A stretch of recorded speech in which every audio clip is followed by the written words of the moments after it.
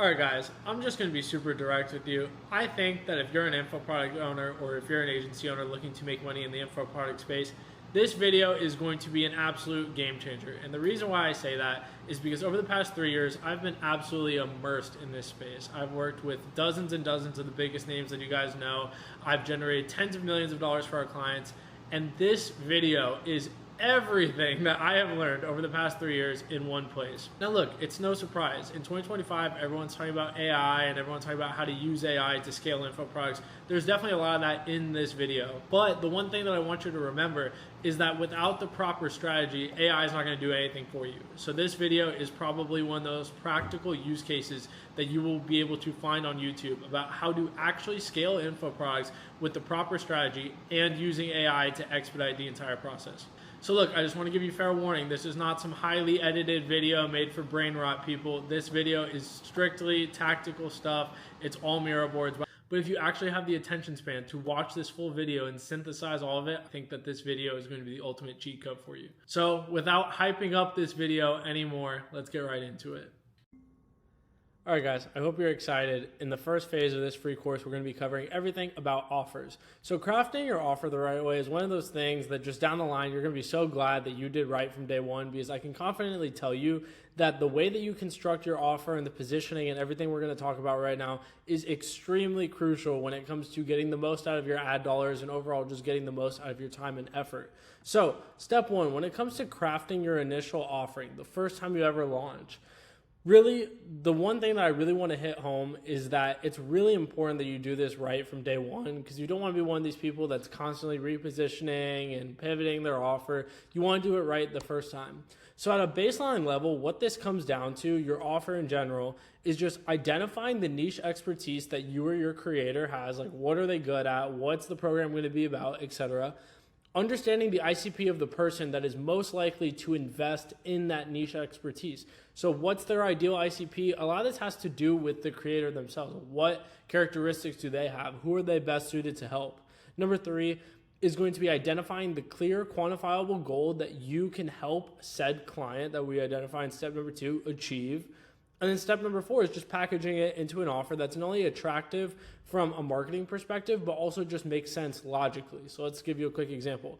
So if your client's niche expertise is that they're a TikTok shop creator who's generated 7 figures in GMV, and they just so happen to be a 30-year-old woman, here's what this would look like. So the expertise is going to be obviously in TikTok shop affiliate. The ICP technically could be anyone. Like, you could sell this to 20-year-old guys, you could sell it to 50-year-old women, but given their niche expertise, they're probably best suited to help moms, middle-aged women, etc. So I'm sure you've heard this a lot when it comes to marketing. You're better off selling to one specific person than trying to sell to everyone.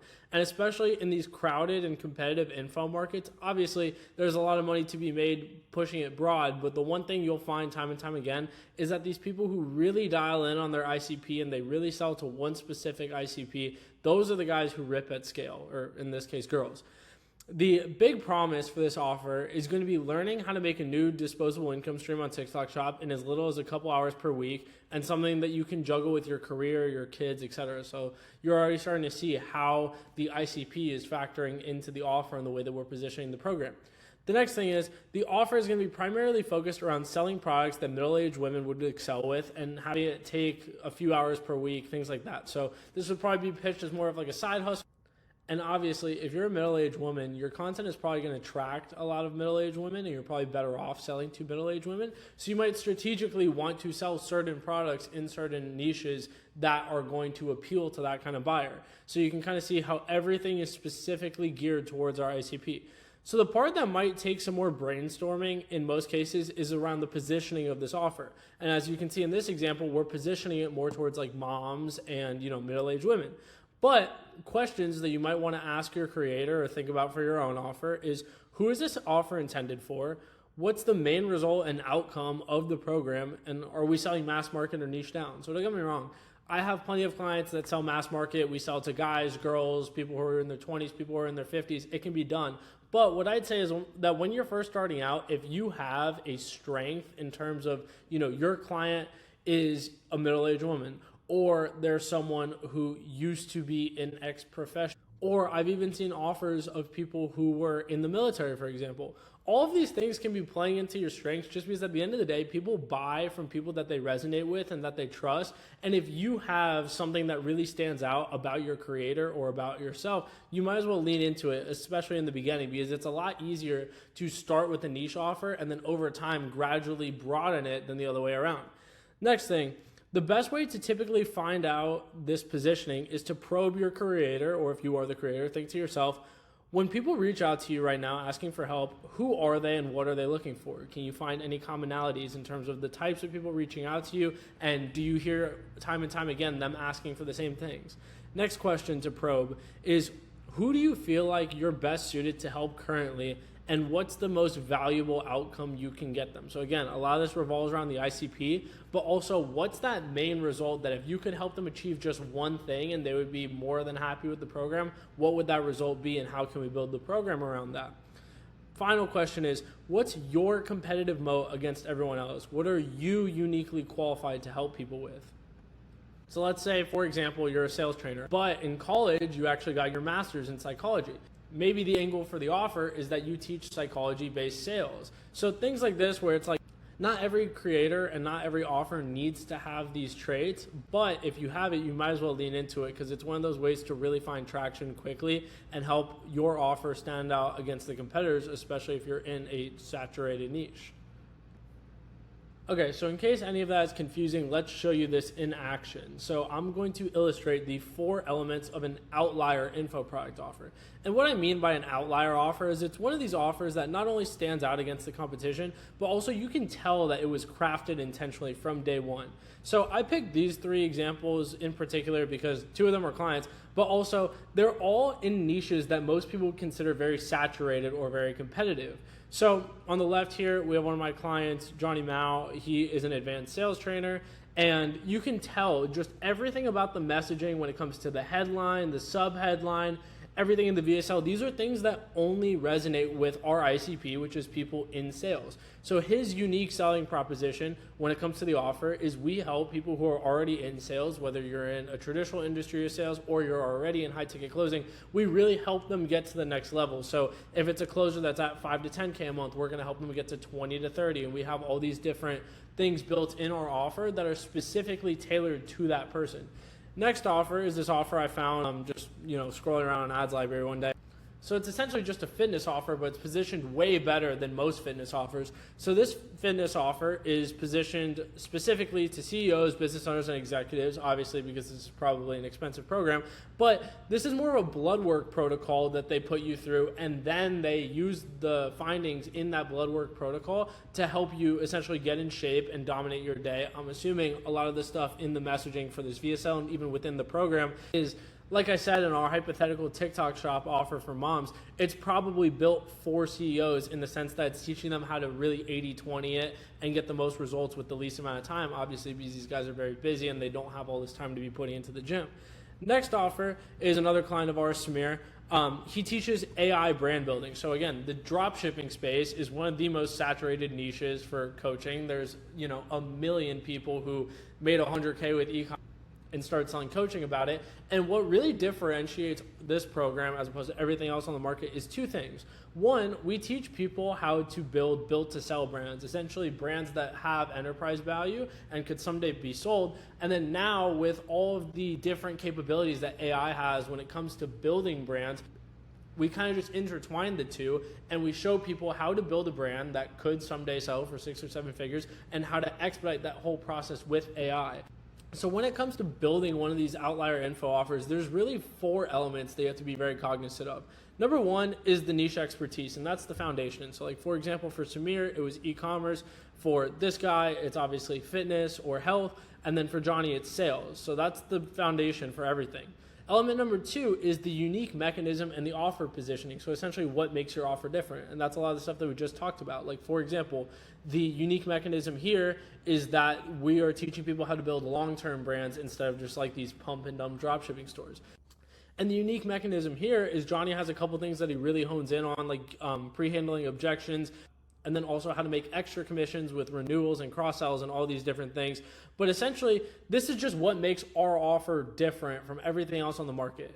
Element number 3 is going to be who this offer is marketed to. So Samir's offer is a bit more broad, but I would say the other 2 offers do a better job of this, where this one is specifically positioned towards CEOs, business owners, and executives. And then this one, Johnny's, is specifically positioned towards existing salespeople. And then the 4th element is going to be the conversion mechanism that aligns, aka where do you send your traffic. So the example that I really want to use here is, again, these 2 on the left. We know that we're selling to advanced salespeople and CEOs, business owners, and executives. So with both of these demographics, these people are very busy and they might not have, the affinity to go and sit through a 2-hour-long webinar or buy like some $27 product that seems kind of gimmicky. So the conversion mechanism here has to be congruent with the kind of people you're selling to, because, for example, you know that CEOs and business owners really value their time and they want to be able to maybe just skim through a VSL, fill out a quick application, and book a call, and that's the way that they prefer to buy. And then, for salespeople, obviously they might have a higher sales resistance because they know they're being sold to. So again, same kind of principles. They want something a little bit more direct where they can just kind of find out, hey, what's this offer about? Is this for me? And just move on.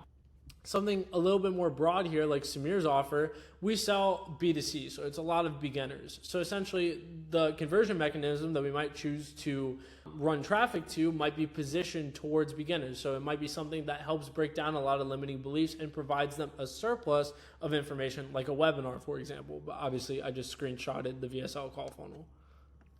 So I hope all of this is making sense so far, because again, this stuff is super important that you just do it right from day one. And I promise you, you will be very glad that you did it the right way.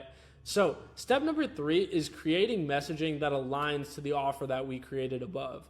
So this is kind of adjacent to what we just talked about here when it comes to positioning the offer and just, all of the elements that will make it an outlier offer.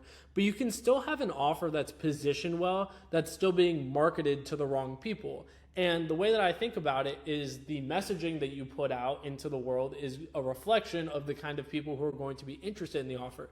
So for example, if we were doing marketing for Johnny's offer here, and we were talking about, oh, this is the easiest way to make 10K a month, that might not necessarily appeal to the kind of people that we're actually trying to attract, because our ideal prospect for this offer is someone who's probably already making 10K a month in another area of sales or in high ticket sales, and they just want to maximize their income. So this is adjacent to the thing that we just talked about when it comes to building an outlier offer, but you can still have an offer that's positioned well, but it's still being marketed to the wrong people. So let's take, for example, Samir's offer here, because it's a bit more broad, and this could definitely be something that you get wrong in terms of the way that you position it. So it's going to be positioned towards beginners on organic, just because Samir makes kind of broad content and the majority of people in his audience are beginners. But if we position this offer on paid traffic as this is the new way to do dropshipping and this is the easiest way to make 10K a month, all of these angles are speaking to beginners and honestly just broke people, because dropshipping is something that kind of has this connotation with it where it's like meant for teenagers, the easiest way to make 10K a month. Again, like our ideal client is someone who's already making close to 10K a month, if not more. So if we put 10K a month up on a pedestal, we are naturally speaking to people who make less than 10K a month. Now look, you can still make money selling to beginners and selling to honestly broke people, but the whole beauty of this process is that if you are cognizant of this kind of stuff from day one, you can position the offer to naturally attract financially qualified people from day one, which is just going to make your life a lot easier. So think about, instead, if we position this as, if you have capital to invest into an AI business that actually builds enterprise value, you should look into this. Or if you've made money in e-commerce, but you just want something more long-term and sustainable, look into this. Or if you're looking for an investment vehicle that allows you to ride the tailwind of AI, and this could be a more done with you or done for you offer because we're positioning it as an investment vehicle. Now look, I want you to take this with a grain of salt, because obviously this is something that we might want to try on paid traffic first, and we'll get all into paid traffic towards the end of this course. But my point being is that you have choice over the words that you say in your content and in your ads, and you have to realize that every single piece of messaging that you put out, and ultimately every word that you speak, does have some impact on the people who are hearing it and whether or not they think it's for them or not. So the messaging that I gave you here on the second part appeals to a more financially qualified ICP, and we want to use the leverage of the AI brand building angle as our advantage, as opposed to the 95% of people who just sell dropshipping coaching. So what I mean by that is, this whole AI brand building term, brand building is something by the general public that's seen as more of a long-term thing. Like when people think of brands, they think of brands that have been around for years. So why not lean into that and position it as something that's more sustainable, more of a long-term play, and something that could make you 6 or 7 figures, as opposed to just doing what everyone else is doing when they just sell dropshipping coaching. So the key thing to remember here is you can literally just shape shift your offer to attract more financially qualified people. I'm going to show you exactly what I'm talking about. So like I said here, we have dropshipping versus brand building. They're essentially the same thing. But dropshipping might be seen by the general public as more of a hustle business model for teenagers, whereas brand building can be portrayed as something a bit more serious and something a little bit more legitimate. Next thing we have here is SMMA versus like AI arbitrage. There's a few offers going around right now that are crushing, and they've essentially just taken SMMA, which was seen as like one of these, really oversaturated sweatshop business models, and they've just repositioned it to, focus more on AI. And the way that their messaging is in their ads and in their content, it's being portrayed more as like a serious and legitimate business. Another example is, like we talked about before, fitness coaching. This is one of the most commoditized things that could possibly be sold online, and tens of thousands of people sell it every single day. Whereas the blood work and DNA protocol is specifically tailored to a high net worth demographic who might understand the kind of powerful data that blood work and DNA protocols provide.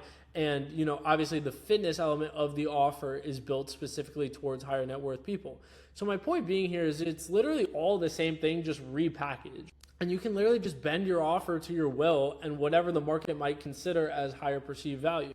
So look, this entire sentence that I just gave you, repackaging and bending your offer to your will, we've already coined this as a term that we like to call airbending. So essentially you take the 4 elements, if you've ever seen Avatar, the 4 elements that we just talked about, the niche expertise, the unique mechanism, and the offer positioning mechanism that aligns, and you can essentially just bend these into an offer that's going to print money. So step number 1 is to take the knowledge and package it up into a way that's attractive. So whether it's something like AI brand building or the blood work and DNA protocol, that's an idea. Essentially all they did is take their fitness or e-com knowledge and just package it into something that sounds better.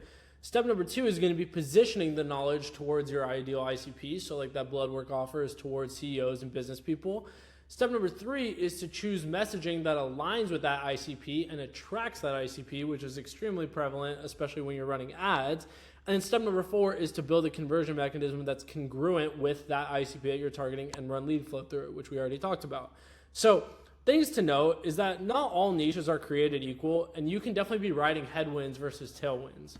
So what I mean by this is that the market kind of has certain sentiments around certain business models. So for example, if you remember a few months ago, there was a lot of tariffs and things happening with tariffs. And if you were in the Amazon or the e-commerce space, that might have been a temporary headwind for you.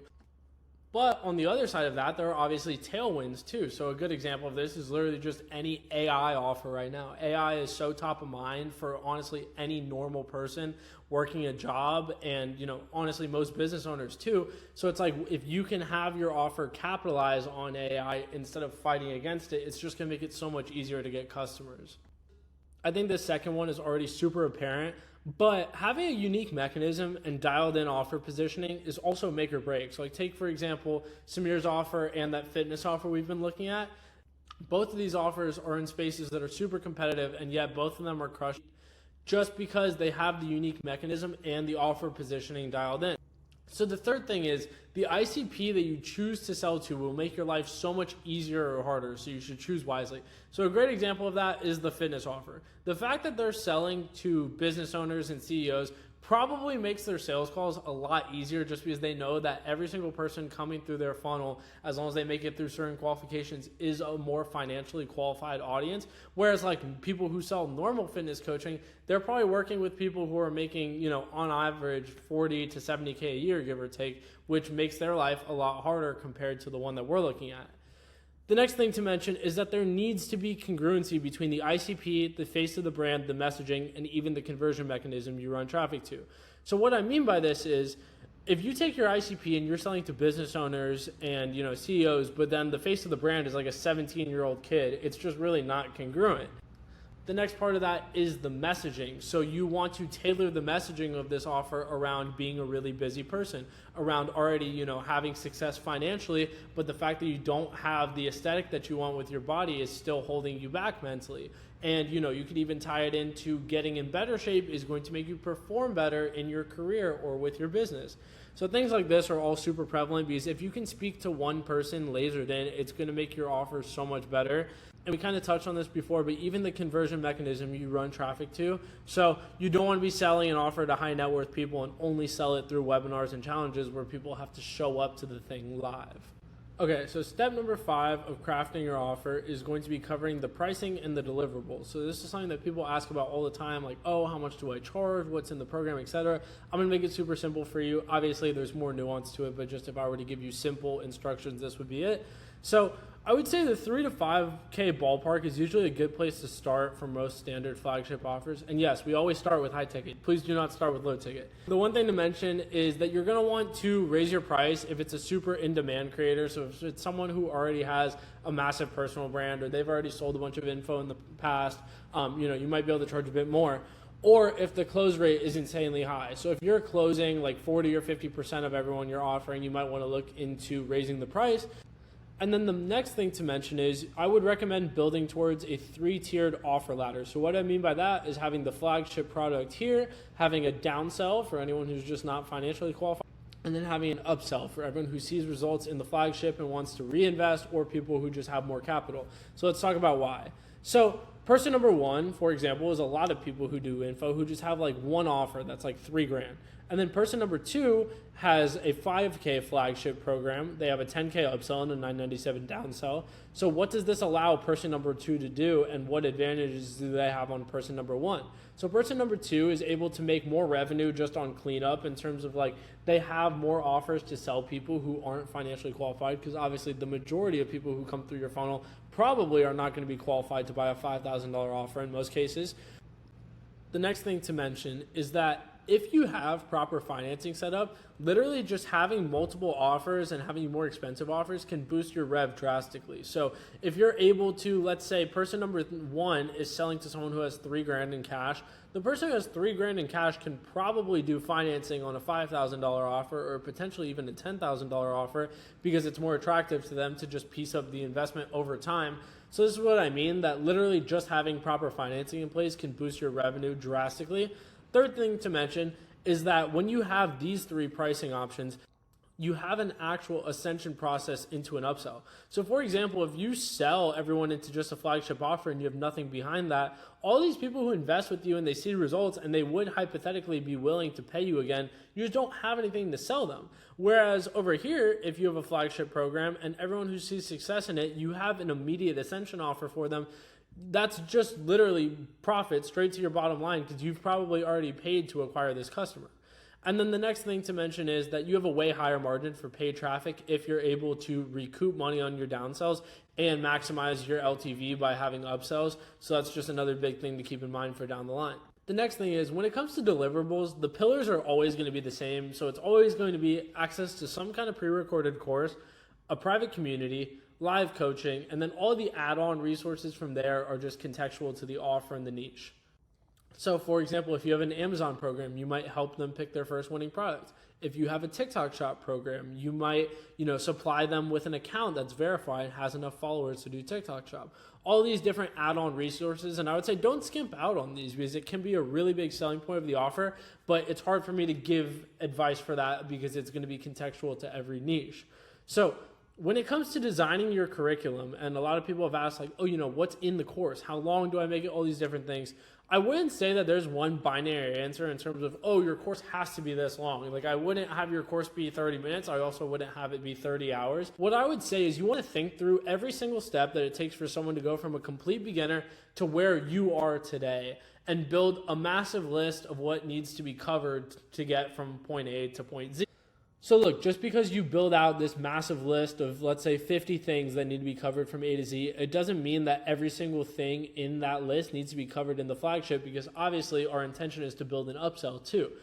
So essentially what you're going to do is you're going to list out every single resource and every single topic that you could give someone in a 10 to 50K offer. And then you're just going to strip some away as you build the flagship offer. So let's say there's 50 things between resources and topics that you need to cover. Maybe the flagship has 30 of those things, and then the upsell has 45 of those things. So typically, this looks something like the downsell is literally just going to be the pre-recorded course and maybe like a couple coaching calls here and there. The flagship is going to be all these pillars that we talked about above, and then some add-on resources. And then the upsell is going to be the flagship program plus more access plus more add-on resources. So listing out every single thing that someone needs or someone has to buy also gives you a ton of ideas for cross-sells and affiliate partnerships you can incorporate into your offer. So for example, like Amazon, you're going to need a company that does your logistics, and you're going to need a company that does your photography, and you're going to need a company that does 50 other things. So this gives you a lot of leverage to go and work out affiliate partnerships for people who might be able to give you a kickback, or just to build those services yourself or build those resources yourself and put them into the program. Now, the sixth and final step when it comes to phase one of building out your offer is going to be actually getting your offer set up. So when it comes to getting your offer set up, I would recommend that you work with WAP. And the reason why is because I'm an advisor for the company. I've been working with them for over a year. But could genuinely say at this point that there's just no product that comes close to WAP at this point. When it comes to hosting, processing, financing, everything in between. There's a million features on WAP. So if you're building out your info product and you want to do it the right way from day one and you want to work with the best, just go to wap.com/sell. If you need help getting onboarded onto WAP with the most competitive fees and with white glove onboarding, you can feel free to DM me on Instagram and just put WAP somewhere in the message so I see it. But yeah, the guys at WAP are amazing. There's a reason why all the biggest names in info are on WAP. So I would highly recommend that you do the same.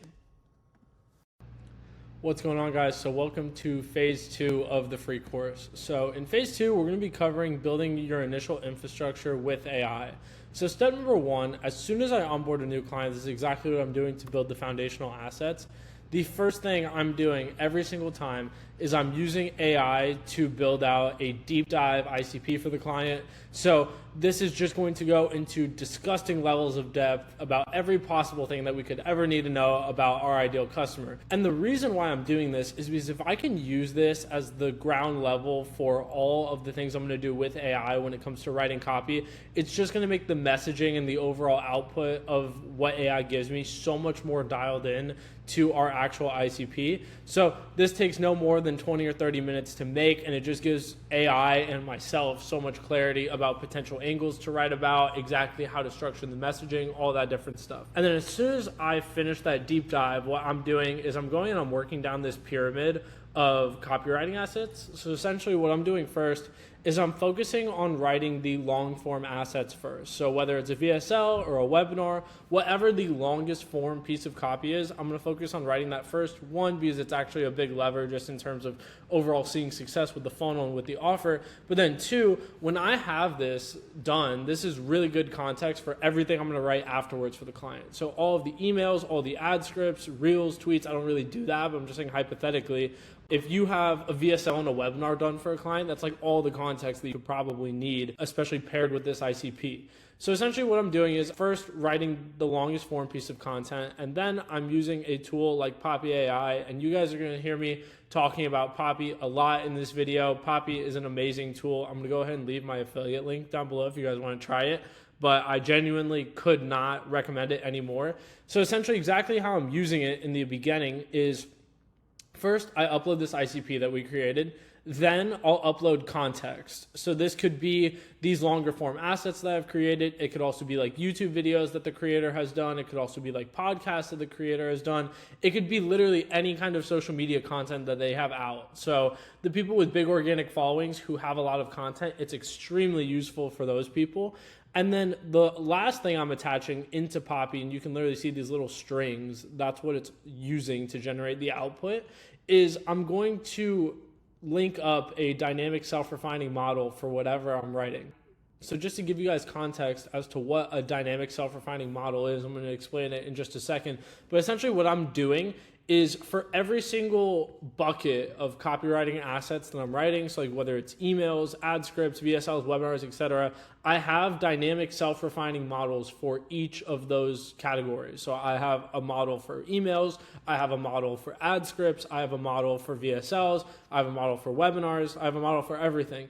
And essentially what this is it's just a baseline and kind of an SOP to train AI on exactly how I want the output to look. So like, let's say, for example, I do a batch of ads and there's 5 things in the ads that I really like and there's 5 things in the ads that I don't like at all. I'm going to train the model, in this case, Claude and Poppy, to basically not do the 5 things that I don't like anymore, but then I'm going to explain to it why I like the other 5 things that it did. So essentially what I'm doing is I'm just giving it feedback and training this model and constantly evolving the model. So just to show you again, the first thing I'm doing is I'm plugging in context to the model like Claude, and then I'm going to get the output. I'm going to give it feedback on the output, both good and bad. And then like, let's say, for example, if I was doing a batch of ads and it gives me 10 ads and I go and manually revise some of them myself, I'm going to give it back the manual revisions that I've done. And I'm going to say, hey, notice the differences and the changes that I made from the batch that you gave me into the batch that I now like, and it's up to my standard. And take note of all the changes I made, and then also try to reverse engineer those changes and understand the principles why I made those changes, and then go and add that into the model. So essentially what I'm doing is I'm building this model that's just constantly refining itself and constantly getting more powerful. So like some of these are like 40 or 50 pages at this point, and I've only been working on them for a few months. And essentially every single time I generate new output through the model and I refine it, I make it stronger and it just evolves like a Pokemon. So it's like the entire goal of these models is just to get it to the point where I can give it a simple prompt and get near perfect output. And like, obviously that's something that compounds over time. Like the models that I've created have gone so much better week over week, month over month, because I'm constantly giving it new examples, new output, new feedback, etc. So I hope that makes sense. Hopefully it wasn't too confusing, but let's move on to step number 2, which is understanding the pieces of the puzzle. So every single funnel that you're going to launch has a different set of steps that go within the funnel. So I'm just going to give you like a call funnel for an example. So the first step is the landing page. The next step is going to be the application you send them to. The next page is going to be the thank you page. The next step is going to be the first sales touch point that they have, which is like usually with the setter or triager. And then they're going to get put into the pre-call process, and then they're going to go actually on the sales.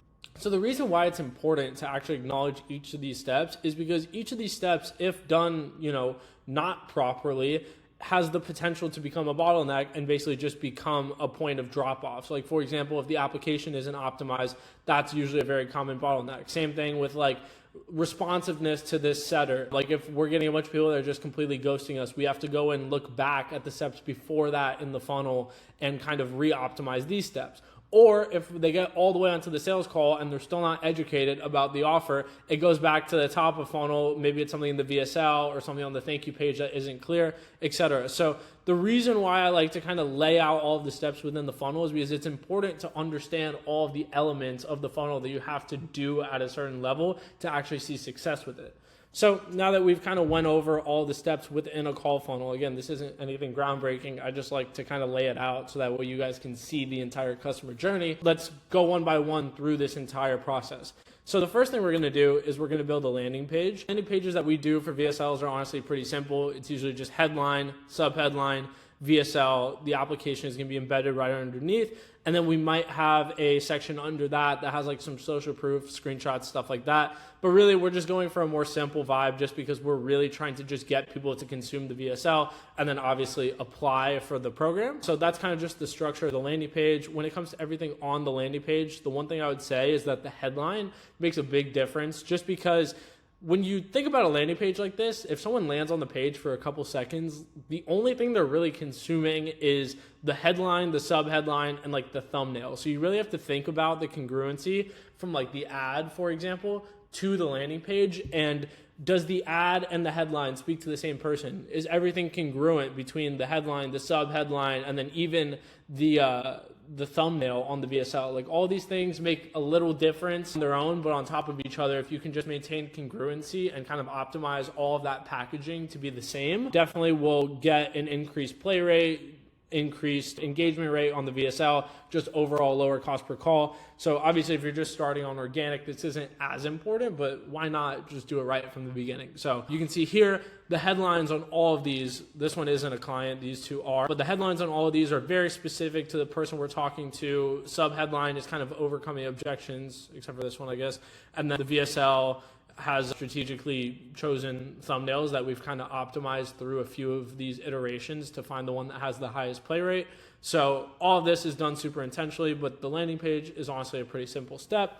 The next thing we're going to talk about is writing the VSL. So the VSL is like honestly one of the most important pillars of the entire business, especially if you're running a lot of spend to a VSL. Like a bad VSL versus a really good VSL is going to have night and day results when it comes to profitability and ROAS, especially on paid. So instead of giving you guys some cookie cutter VSL script, because the truth is that every VSL for every offer and every different personal brand is going to require a different strategy. Like that's the beauty of becoming a really good copywriter, is you're able to identify the nuance with an offer and be like, okay, I think this style of VSL is going to work really well, or this angle is going to work, or it needs to be direct in this way. Like all these different things you'll kind of learn as you script dozens and dozens of VSLs like we have. But instead of giving you guys like a cookie cutter script, I just want to give you principles across most of the VSLs I've written that I would say are relatively necessary.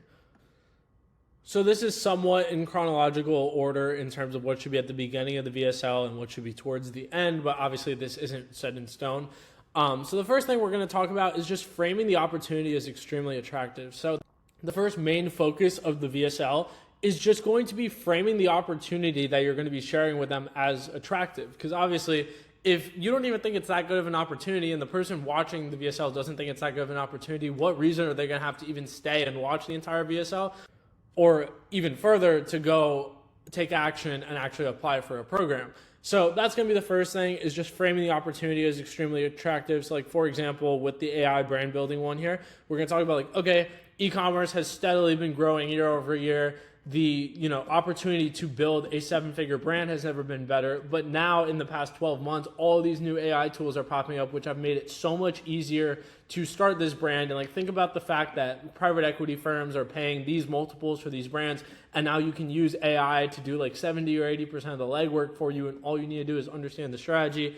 Like that's something I would cover in the beginning of the VSL to really sell people on the opportunity. The next thing, and this is kind of minor, but it's just micro commitments for retention. So I've seen people do this in all different kinds of ways, but essentially in the beginning of the VSL, you're really just selling them on staying for the whole VSL, because obviously if they don't stay for the whole VSL, they're not going to book a call or take action, most likely. The next thing is believable social proof all over the spectrum. So the reason why I say believable is because you don't just want to say like, oh, my student X made this. Even now, like screenshots and stuff, people know you can fake them, and I feel like there's a level of skepticism with it. So my favorite way to do it is to have like a screenshot of the person's like win in the community, where they are literally saying it's their username, like I got X result, and then literally a picture right next to it of the offer owner on an interview with the student. Something like that, where it just kind of like reduces skepticism and just shows like, okay, maybe this is really a real person. And what I mean by social proof all over the spectrum is you don't just want to handpick the people who have made the most money with the program or with the business.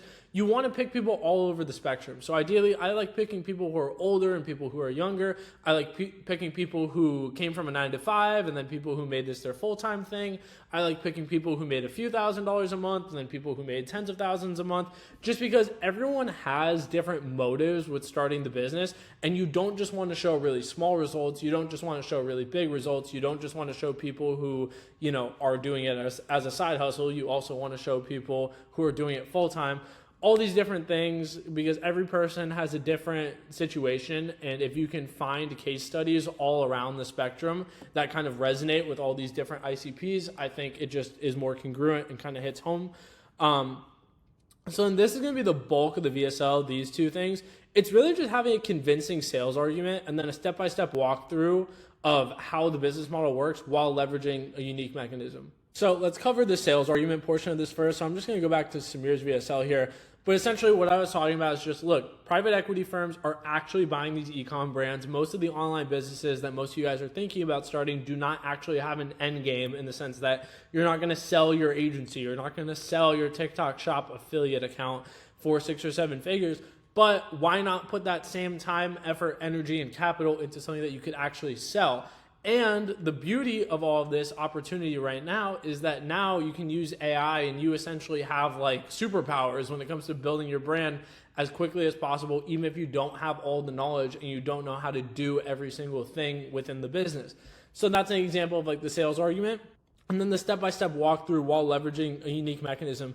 So like, for example, everything within this VSL, if you guys were to go and watch it, is kind of like on brand with Samir and his offer, where it's like, okay, we show them how to pick a brand catalyst, which is essentially just our term for like a longer term winning product, not something that's viral and it's going to, not be viral in 3 months. It's like more of an essential good that you can actually build a brand around. And there's a bunch of steps after that I couldn't tell you exactly, but the whole point of it is you want to have a convincing sales argument as to like why someone should even want to start the business, and then you're also going to want to do a step-by-step walkthrough while leveraging a unique mechanism. So we want to show them step-by-step how they could go about starting the business, and we also want to like subtly plug our methods throughout that walkthrough, because we always want to be seen as the authority. You don't just want to give people information at face value, like, oh, I found this, on YouTube, and this is just true. We always bake in these little subliminal things where it's like, oh yeah, we have this process, and we have this software tool, and we have this criteria that we follow for this step of the business, et cetera, because at the end of the day, they'll offer, not just the business model. Okay, so the next element of the VSL is going to be overcoming real objections in a convincing manner. So what I mean by this is you need to answer the actual hesitations that people have about the business, not like these made up objections that you might have had when you started the business. It all has to be contextual to what your prospects are actually wondering. So a really good way to figure this out is literally just by going and reviewing sales calls and talking to the sales team and figuring out what misconceptions do people have, what objections do they have, what hesitations do they have about the business, all these different things. And really, you want to overcome as many of them as possible within the VSL without going overboard. So I would say just pick the 3 to 5 ones that are the most potent and the most frequent, and just overcome those in the VSL, because that's going to help educate them before they speak to your sales team, which is obviously going to help on both sides. The next thing is going to be building leverage and bridging into the offer. So when I say build leverage, it kind of has to do a bit with the sales argument and then also with urgency here. So I'll explain what I mean by that. So essentially, like, let's keep going back to Samir's. The whole point of building leverage is we've already given them the sales argument. So at this point, they should be bought in on why this is a good opportunity. But then also tying into the urgency that we're going to give them later on, we have to kind of explain to them like, okay, this whole AI brand building thing, like, it's a really good opportunity right now, but odds are in 3 to 5 years, this is going to be another one of those opportunities that a lot of people made a ton of money off of, and then, late adopters kind of just get marginal returns. So the people who get the best results with it are going to be the first movers, and this is our way of helping you get to that end destination of success sooner, and then that would kind of bridge into the offer. So I hope that makes sense. Obviously, this isn't meant to be like set in stone, like this is exactly how I'd write a VSL. I'm kind of just like spitballing to you guys. The next element is going to be breaking down tangible results and then also showing how it's possible quicker with your offer. So this is where we go into more in-depth versions of the case studies. And when I say in-depth, maybe you talk about each student success story for like 30 seconds. And then we really want to illustrate how these results were possible quicker with the offer and how they might have not been able to get these results without the offer. So I hope that makes sense. Like, we're going to do in this section here, like 3 to 4 case studies, and we're going to go a bit more in depth as to their situation. And then we're going to be like, okay, because they joined Brandify, we did this for them, which allowed them to achieve X results. And who knows if they would have been able to do it on their own, because, this person was struggling for years on end or whatever it may be. You kind of get what I'm saying here. And then the last element of the VSL is going to be urgency and real reasons to act now. So you can't just like make up urgency and be like, oh yeah, we only have 5 spots left. We really want to tie in like overarching market urgency. So it's like the example I just gave you with the whole AI brand building thing, I'm sure that 5 or 10 years from now, every e-com brand is going to be using AI, and it's just going to make your competition so much better. But right now, you have this gap in like your skill level and your competitor's skill level, and most of your competitors don't know how to use AI the way that we're doing it. So it's going to help you bridge this gap sooner because you know how to use the tools before they do. You kind of get what I'm saying. But a big thing in urgency is just like first mover advantage, or like having time-based urgency where it's like, okay, like, you know, if you're starting an Amazon offer, like right now is the best time of the year to get started selling on Amazon because the volume is better and everyone's sales are way up. So like, why not see success now than trying again in January and just wasting 3 more months, whatever it may be. But we really want to close it with urgency just because that's obviously what's going to get people to act. So now the next thing we're going to talk about is structuring your application funnel. This is pretty clear cut, but I would say that your application is actually a pretty big lever in terms of getting your cost per call down, just getting more calls on your calendar, because a lot of people never review these numbers. I know I didn't for the first like year I was doing info marketing, but when you think about it, if you're pushing all of your traffic from paid and organic through this application, it's probably a good idea to see if there's a lot of drop off within it. So I'll give you some main principles. I'm not going to give you the exact questions that we use within our application because, again, it's contextual to the offer, and I don't want to give you guys something and then everyone goes and tries to cut and paste it for their offer, even if it makes no sense. So when it comes to principles about the application, I want to see like less than 50% here. I even think I could get this one down from 44%, but you want to see less than 50% drop off on the first question. Obviously, the first question is always going to be one of the highest drop off ones, just because most people are just going to like start it and never actually do the first question. And then you want to see less than, I would say 40% here, which is people who actually finish the application who go and book a call. But in terms of principles, the first principle is you only want to use questions where the answers are actually being used. So I know that sounds like common sense, but you'd be surprised how many people have these random questions in here that their sales team isn't using whatsoever, and all it's doing is just creating more artificial drop-off. The next principle is to build momentum from the first question down. So what I mean by that is you don't want to start asking like heavy questions in the beginning of the type form. So essentially what I'll do is I'll make that first question something that's super easy to answer, like a super light question, if that makes sense. And then as we progressively go further down, I'm going to start asking them about their current situation, about their goals. And then before I actually start talking about the logistics of the offer, like the pricing and all that, I want to really get them tied down with their goals, if that makes sense. So just that principle of like starting with questions that are easier to answer and then eventually working your way down to questions that might have more friction and more drop off. I never ask just one financial qualifier. I've seen a lot of people do this. So like, let's say for example, the offer is $4,000. I might say, do you have at least $2,500 to allocate to this? And if they say no, some people will just straight up DQ them. I'll always ask a second financial qualifier.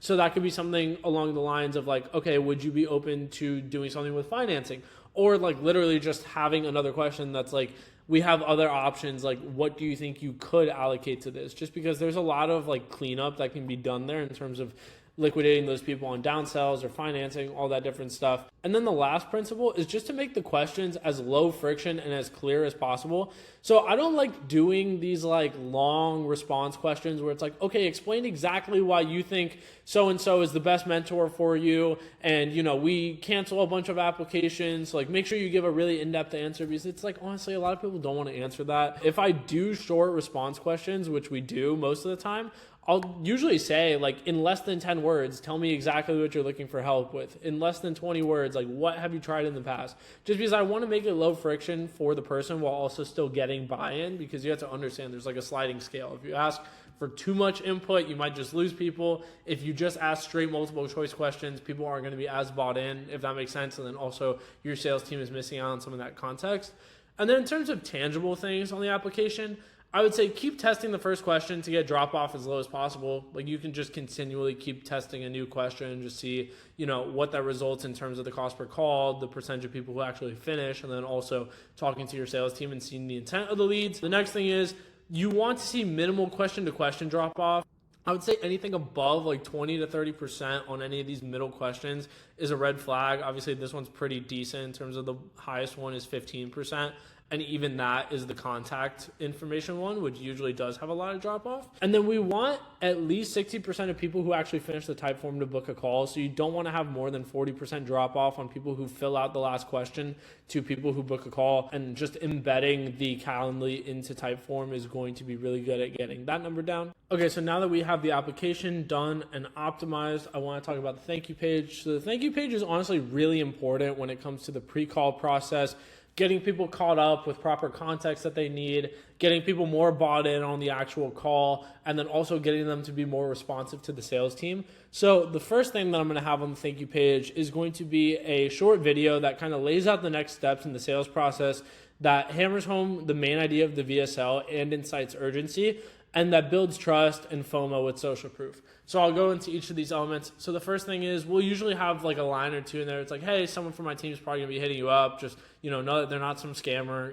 like they actually are associated with me. They'll say my name in the message somewhere. Just make sure you're responsive to them. So that way we can make sure that we don't give up your spot to someone else. Something like that. It might not be 100% necessary, but I've found that it helps. The next thing is we want the thank you page video to almost be congruent with the VSL and then incite urgency. So one thing to mention is that like a lot of people, when they watch that first VSL, they're not actually going to be paying a ton of attention. They might just skim through it. So we really want to hammer home the main idea of the VSL and then also incite urgency. So that comes down a bit to the sales argument that we talked about, but then also like building urgency about the opportunity. That's going to help with them just being more bought in, more responsive, and higher intent. And then the last thing is building trust and FOMO with social proof. So I like to put social proof all throughout the sales process. Like I feel like there is no downside to just using a ton of social proof in your entire sales process. So we want to go in depth again on case studies and just talk about how these people were like in the same position that they might be in right now.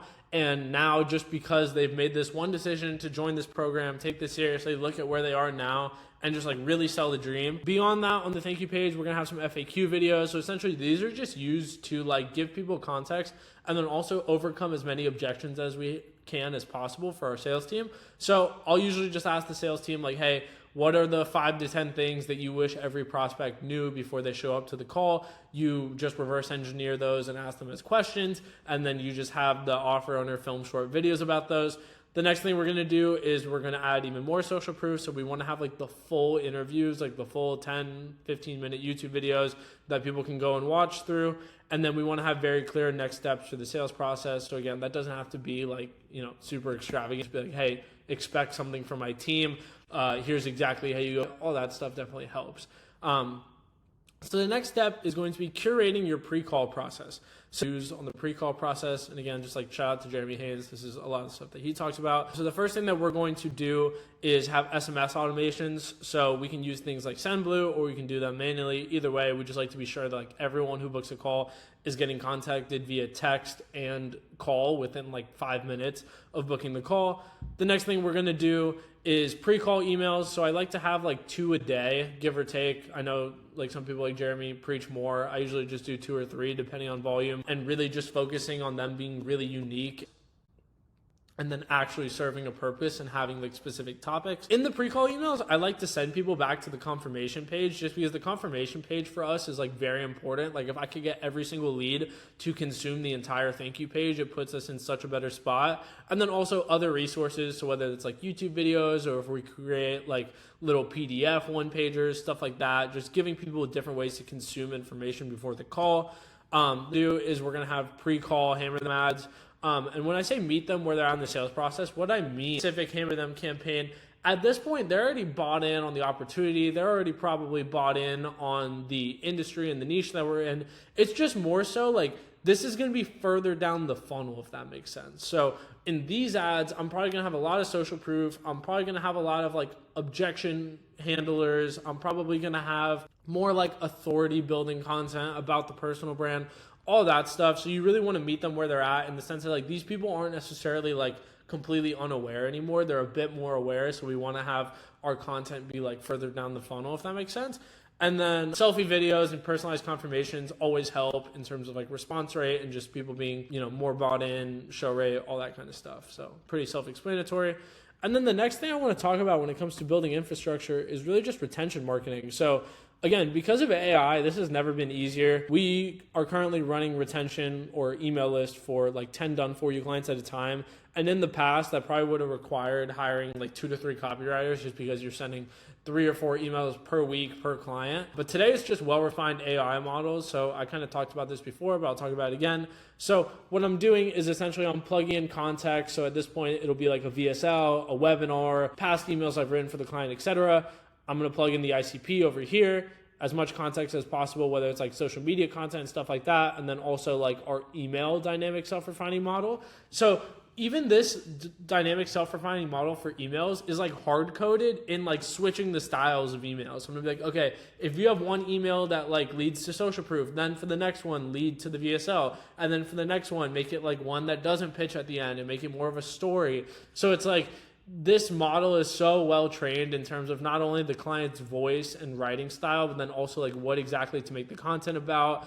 And then obviously just giving it like a baseline in terms of like make sure the output looks like this and not like this. So when it comes to what we're actually doing for our clients, the first thing we're doing is just contextual flows. So that's going to be flows that are just specific to certain points in the sales process. So it's like, okay, they didn't show up to the call. They, booked in a call. This is before the call. This is after the webinar if they showed up. This is after they bought the low ticket product, etc. So these are all flows that are kind of self-standing and they're just like trigger based.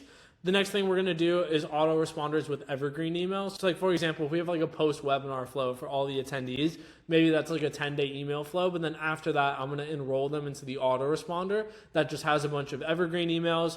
And then we're also doing frequent SMS blasts and then obviously one-off email campaigns, all that stuff. So what I would say is that like a lot of people don't put much attention on retention marketing, but it's just an easy lever at this point that maybe requires a couple hours per week for your copywriter or for yourself. And it's just an easy way to add extra margin. Like even if we add 10 or 15% rev to a client just by doing good retention marketing, like that's just straight profit for them. And it's just helping shorten the sales cycle and get more money out of the ad dollars that we're spending. So hope that makes sense. Sorry, I don't know why I keep moving my camera around, but either way, that's going to be it for phase 2. So I'll see you guys in a second for phase 3. What's going on, guys? So welcome to phase 3 of the free course. So at this point, we've talked everything about offers and perfectly creating your offer. Then in the second phase, we talked about building all the initial infrastructure with AI. So now the third phase is going to be executing a high ticket launch. So this is going to be in the context of organic only, launching a high ticket offer for the first time. If you've never sold high ticket or if you've never sold info before, this is what we do. So please keep that in mind. This has nothing to do with running paid or doing like a big challenge or a launch or anything like that. This is just more of selling your high ticket offer for the first time. So let's talk about what goes into a perfectly executed launch. So in general, my philosophy for an organic launch, and like I said, paid is completely different, is to launch fast and build the plan as you fly it. When you're working with 5 or 10 clients at a time, you don't want to sink weeks or months into a launch that may or may not pan out. Obviously, if you're working with someone massive who you know it's going to work, you might want to put a little bit more preparation into it. But it's just because of the opportunity cost of the time that you're putting into it. So like I've had clients where I was like, oh my God, like this offer is going to bang, and you take, 4 weeks to launch it and it flops. And I would have just rather launched it in 10 days or 14 days and just got into that destination quicker. So that way we can go and take the necessary steps after. So in general, we like to launch with a beta offer, and I'll talk about what that means. Usually just like one setter and one closer, or if it's a bigger creator and we think we're gonna have more volume, maybe we'll do like 2 or 3 setters and 2 or 3 closers. And then really in terms of what we have done, it's really just offer being positioned properly, like we talked about in the first phase, the deliverables, pricing, etc. All that's dialed in. A VSL to application funnel, like we talked about building in the last phase, some pre-call emails that people are going to get in between the time that they book a call and the call being live, and then the course at least halfway done. You don't even have to have the full course done to do a beta launch. You can kind of just do half of the course and then just slow drip out the rest of the content as you let people in. And basically that's it. If the creator can move at the same pace as us in terms of getting things filmed, getting things to us quickly, we can launch a high ticket offer within 7 to 10 days of an agreement being signed. Our entire approach for most creators revolves around getting proof of concept, getting feedback, refining our approach, and then doing the real hard launch. Okay, so when it comes to launching the beta offering, let's talk about what that looks like. So typically what we want to do is we want to get that initial momentum and feedback by soft launching a beta group. So this group is going to be let in for a slight discount compared to what we're intending to sell the flagship program at. So like, let's say, for example, we're planning for it to be a 5K offer. Maybe the beta group will get in at 4K ahead. And the value prop is that they'll be getting the most intimate access to the creator because it's the tightest knit group. So essentially, the way that we position the beta group is like, hey, I'm thinking about opening up this thing. It's not 100% done yet, but I'm going to let you in for a slight discount because it's not, 100% polished yet. You're also going to get the most intimate access to me because it's the smallest group, etc. So the reason why we do the beta offering is because it allows us to liquidate the highest intent pocket of buyers right away and get validation on the offer. It allows the sales reps to get some initial momentum and proof of concept, just that this is going to be something that they're going to want to sell long term and how to sell it. It's going to allow us to get feedback as to how we might want to pivot and bolster the offer and what's resonating with people. Obviously, this might be a smaller sample size. It might be 10 or 20 people that buy the beta group, but still, any feedback is valuable at this point. And it allows us to work out any kinks when it comes to the fulfillment process, overall operations, etc. So the beta group isn't intended to even make a fraction of what we're going to make during the hard launch. It's just to kind of get proof of concept that like, okay, this creator's audience has people who are willing to pay them high ticket. This offer is somewhat aligned with what people want to buy. And then basically everything beyond that is just feedback from the people in the beta group, from the sales calls on the beta group. And this is all feedback that we're using to work towards that actual hard launch. Okay, so once we've done the beta group, step 3 is going to be repositioning and building infrastructure for the hard launch. So once we've filled up all the spots within the beta offering, this might be 20 or 30 spots, we'll go silent with the program for a week or two minimum. And during this time, we're staffing the sales team based on projections and interest on the beta launch, and we're building out all of the initial assets for the hard launch. So that could be the VSL, landing pages, autoresponders, and email flows, webinar decks, etc. Obviously, you can use some of the stuff that we talked about in phase 2 to go and build out all that infrastructure. But really, the beta group sales calls are probably going to point out if the offer needs a facelift or if the positioning needs to be fixed, or if everyone comes onto the call and they're super, warmed up to the offer, they think it's super valuable and they're ready to buy, we know that the positioning is probably pretty decent. So from there, it's full focus and build up towards the hard launch date. So typically, around the time when we start building out all the infrastructure and staffing all the sales team and all that, we'll set the hard launch day. So let's say, for example, it's October 1st, and we're going to keep everything geared towards that October 1st date, and we're just going to plaster that date everywhere. So with that being said, let's talk about what that step 4 is going to look like, aka the hard launch. So this is going to be where you really try to open the floodgates on an organic launch. So you want to pull all of your tricks out of the bag, all pointing towards this one date. So let's say, for example, it's October 1st. We're going to have YouTube videos scheduled to go up like maybe a couple before that day. We're going to have IG posts and stories for days or weeks leading up to it. We're going to have all of our email list built up. If we collected like a waiting list during the beta launch, we're going to have everything pointed towards that date. We're going to dial through all the beta group applicants that didn't convert, and we're going to, get them on board for this October 1st launch date, etc. So if you're launching with a bigger creator and you did this process properly, lead flow isn't going to be an issue here. Like, you're going to literally open up the floodgates, and on October 1st, you're hopefully going to have dozens and dozens of sales calls booked out. But your main issue is probably going to be making sure that things don't break at scale and managing the lead flow. So when it comes to the overall launch process itself, it's pretty simple. So you're building hype for X day at X time. Let's say it's October 1st at 3 p.m. And at that time, the call funnel goes live and you put your links visible everywhere. So you want to go back and put it in the YouTube videos that you might have posted where you teased the beta group. You want to put it all over the creator's social media, their Instagram, TikTok. You want to push it through the email list. Like, you want to do everything on this day at this time. And then you want to open up story CTAs with DM setters. Maybe you do this like a couple hours after. So let's say you launch on October 1st at 3 p.m. Maybe you see how many calls get booked just from self-bookings. And then that night you're like, hey, I'm doing an Instagram live where I'm going to go and answer all your guys' questions. Or you do like an Ask Me Anything story where people can ask their questions.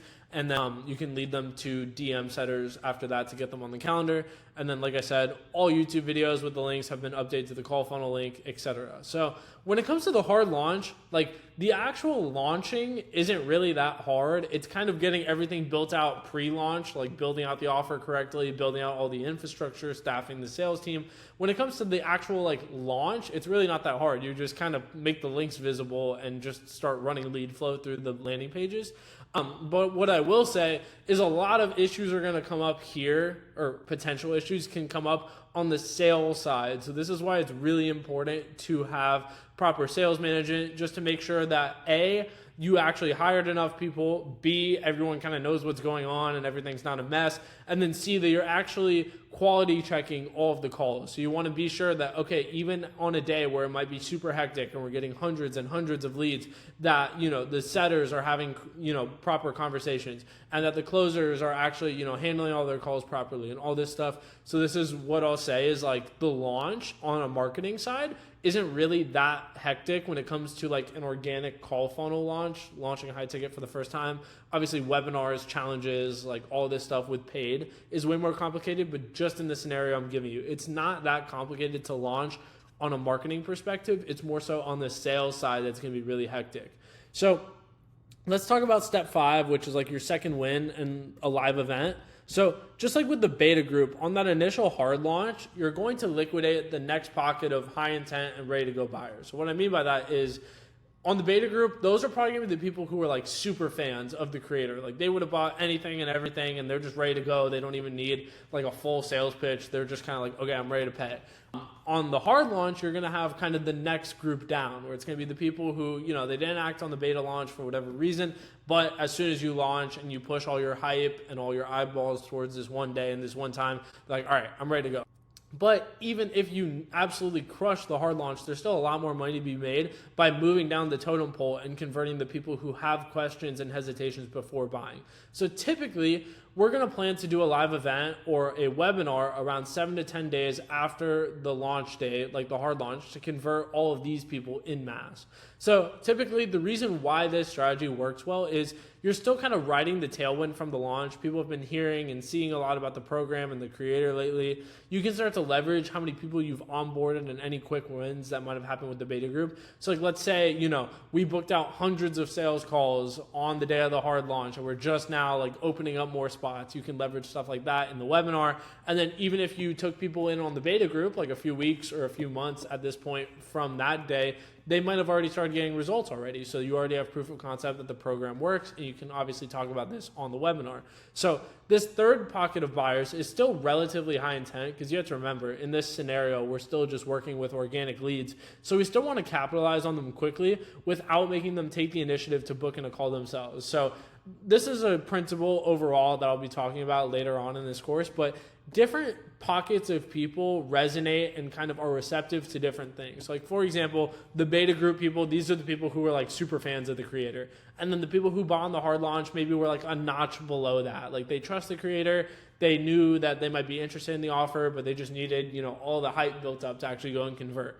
But this third pocket of buyers, there's still a lot of intent and there's still a lot of money to be made with them, but they might just not have enough intent to go and self-book a call or just to have bought in the beta group. They might need a little bit more warming up, which is what's going to happen on this webinar.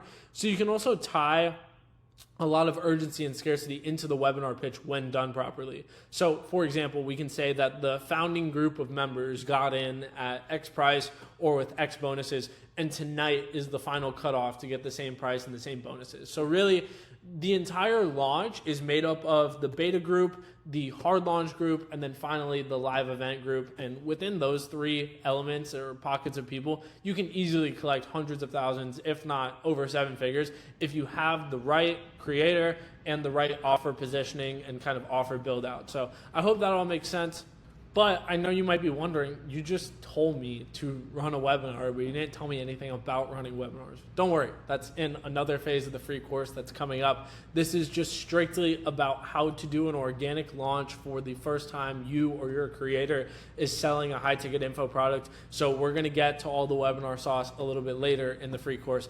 But I hope that this all made sense. I know that launching a high ticket offer for the first time can be really hectic or really daunting if you've never done it before. So this is the basic framework that we follow for all launches. Obviously, if it's a really big creator, there might be more steps that go into this. Or if it's a really small creator, you might not do the webinar, things like that. But this is the overall, there's only so much stuff I can give you guys in a free course, because for me to actually give you the nuance of what you should do with your creator or what you should do with your offer, I need to know the actual context of that situation, which is exactly why you can click the link down below to apply to work with me.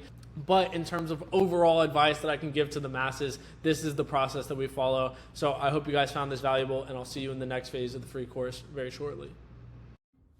What's going on, guys? Welcome to phase 4 of the free course. So in phase 4, we're going to be covering optimizing your infrastructure and scaling with organic. So at this point, we've talked about everything offer-wise. We've talked about everything with building the infrastructure with AI. We've talked about launching the high-ticket offer for the first time. And just to give you context, most of our clients don't do this thing where they only launch their info product once a quarter and they're just reselling the same product and only making money 4 times a year or whatever.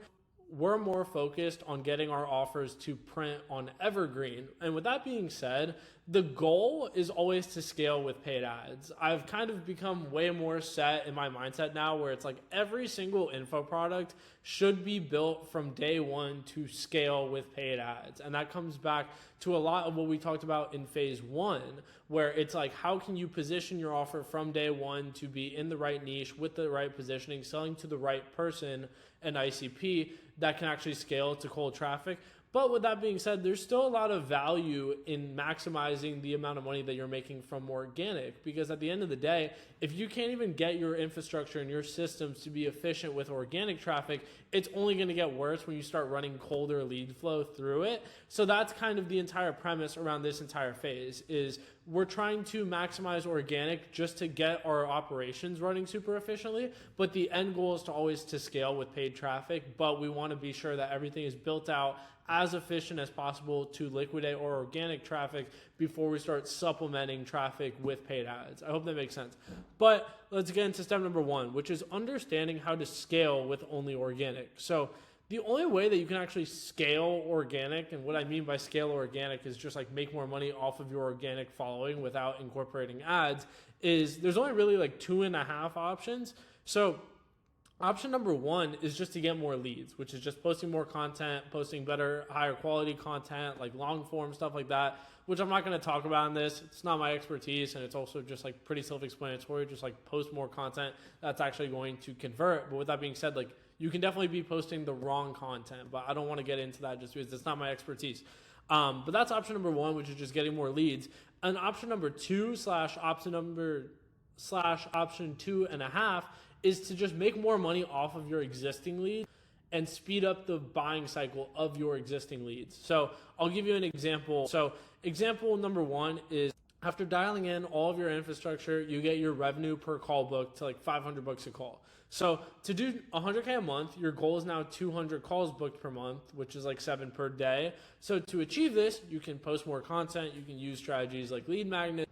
You can focus more on retention marketing. You can use more conversion mechanisms, etc. But it's essentially just how can you get more leads or just re-engage the people in your organic in a better fashion to get more calls on your calendar.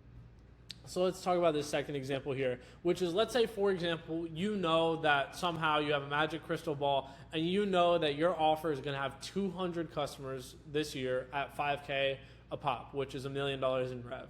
So if it takes you the entire year to liquidate all 200 of these people, you average around 83K a month. But if you can condense the aggregate sales cycle of all of them into 6 months, you make $1 million over 6 months, which is 166K per month. And then at that point, you've collected more revenue quicker, which means you have more profits to go invest into paid and eventually grow the pie. So like I said, the end goal with us is always to eventually get to the point where we're scaling with paid traffic. But this is a really valuable principle here, just in the sense of being able to condense sales cycles. Because at the end of the day, you'd rather have $1 today than $1 6 months from today.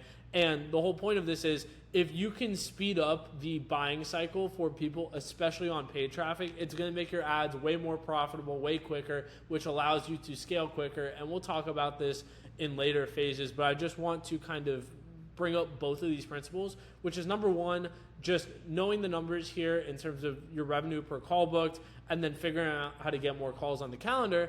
And then on the other side of that coin, it's how do you just speed up the buying cycle of all the people in your organic audience or in your ecosystem, period, if you're talking about with paid. So I hope that makes sense. Overall outcome is just either figure out how to get more calls on the calendar or figure out how to take the existing leads that you have and just get them to buy quicker. But step number two is going to be just reverse engineering your goals. So this is going to be a common theme with everything we do. It's just knowing the numbers before you actually start putting emphasis and putting time and effort into scaling. So with organic, obviously you're not going to need to know things like CPMs and click-through rates because it's only organic traffic. But you do want to know numbers like revenue per call book, which is just an aggregate of your show rate, your close rate, your cash per call, and that way you can figure out your revenue per call book, things like that. But of course, with organic traffic, it's still important to know numbers like the percentage of calls that you keep and don't get canceled, the show rate on those calls, the close rate on those calls, the average cash per call. Bringing all of these numbers up on organic is just going to help you transition into paid a bit easier, because if your show rate on organic sucks and your close rate on organic sucks and your cash per call on organic sucks, it's not going to get better when you start running colder leads through it. So that's what I'm saying. Obviously, the end goal, like I've said, is to scale with paid, but you kind of need to optimize your organic first before you can comfortably go and do that. And then like in the context of webinars, which we're going to talk about in a little bit, you still want to try doing organic webinars before you start doing paid webinars. So things that matter on that side are just like the sign up rate on the page. Like if you can't even figure this out on organic traffic, it's not going to go well when you start trying to run paid to it. Or like your show rate to the webinar. This is another thing that needs to be optimized with your organic before you start running paid. The percentage of people who stayed through the pitch. Basically all of these numbers, you want to get like an organic baseline in terms of like you want to figure out what those numbers shake out to with just organic traffic.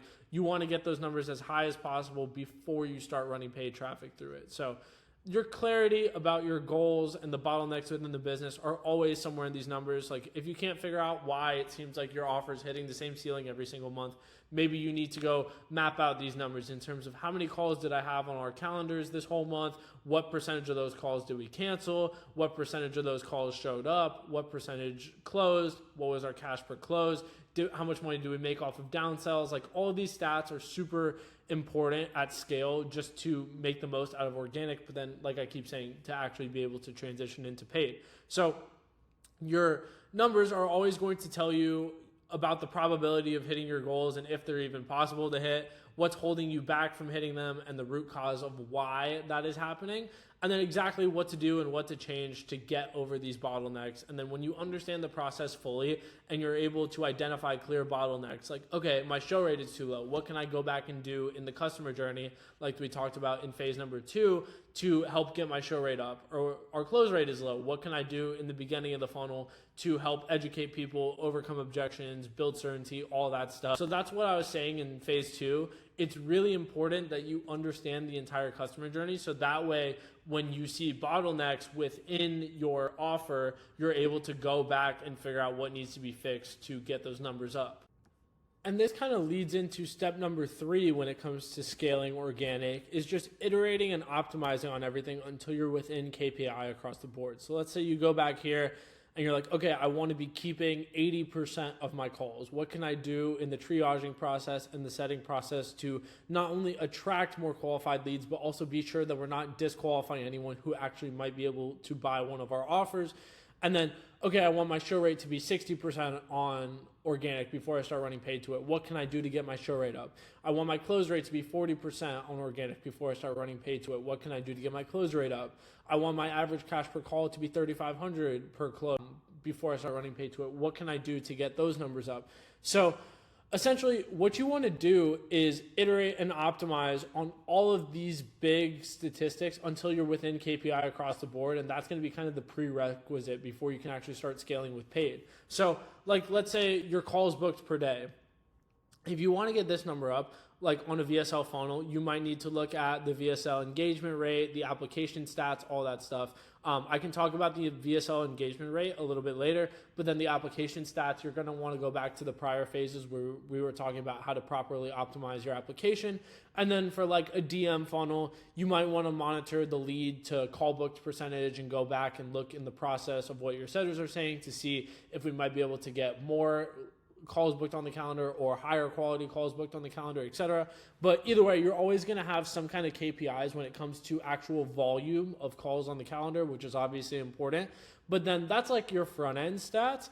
And then when it comes to your back end stats, like your show rate and your close rate and your cash per call, you also want to know what levers to pull to get those numbers up. So like show rate, for example, we want to go back and look at all of our pre-call automations, whether it's like SMS, email, all that stuff, and we want to make tweaks until we get our show rate up. Same thing with the thank you page. That has a big impact on the show rate. Hammer them ads also has a big impact on the show rate. And then even just like your salespeople being trained properly and constantly quality checking those conversations, all these things are going to factor into your show rate, which you need to get optimized before you can actually start running paid. Same thing with your close rate. You want to address common objections in the VSL and thank you page, just so that way you help your closers out a little bit and hopefully get their close rate up. You want to ensure that leads are well framed, which has to do with the sales team and also marketing efforts. It could be everything prior to that in the funnel. So everything on the VSL, thank you page, pre-call emails, triager script, or what the closer says when they're confirming calls, etc. Another big thing with the close rate is obviously just going to be a closer skill level. So that's kind of just self-explanatory. You want to be sure that you're recruiting the best talent, but usually to be able to recruit the best talent, you have to get to a certain revenue checkpoint to actually be able to pay them what they want to make, if that makes sense. Having financing options available, this is a massive lever we'll talk about in a little bit. And all this kind of stuff is going to bake into your close rate. And then also there's other levers that we were talking about, like your cash collected per call, all these different things. But really what it just comes down to is identifying the big KPIs within the organic process. So like the calls booked per day, the show rate, the close rate, and then just understanding everything that is resulting in the show rate that you're. So understanding all the inputs, all of these things that are leading to the output, which is your show rate.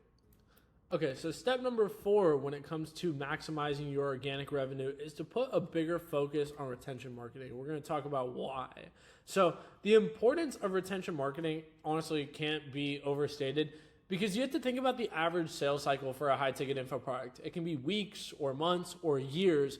So how can you stay top of mind aside from just posting a bunch of Instagram stories and posting a bunch of YouTube videos? Obviously these things are valuable, but you can really, really make a lot of money on people who are already in your ecosystem by doing retention marketing properly.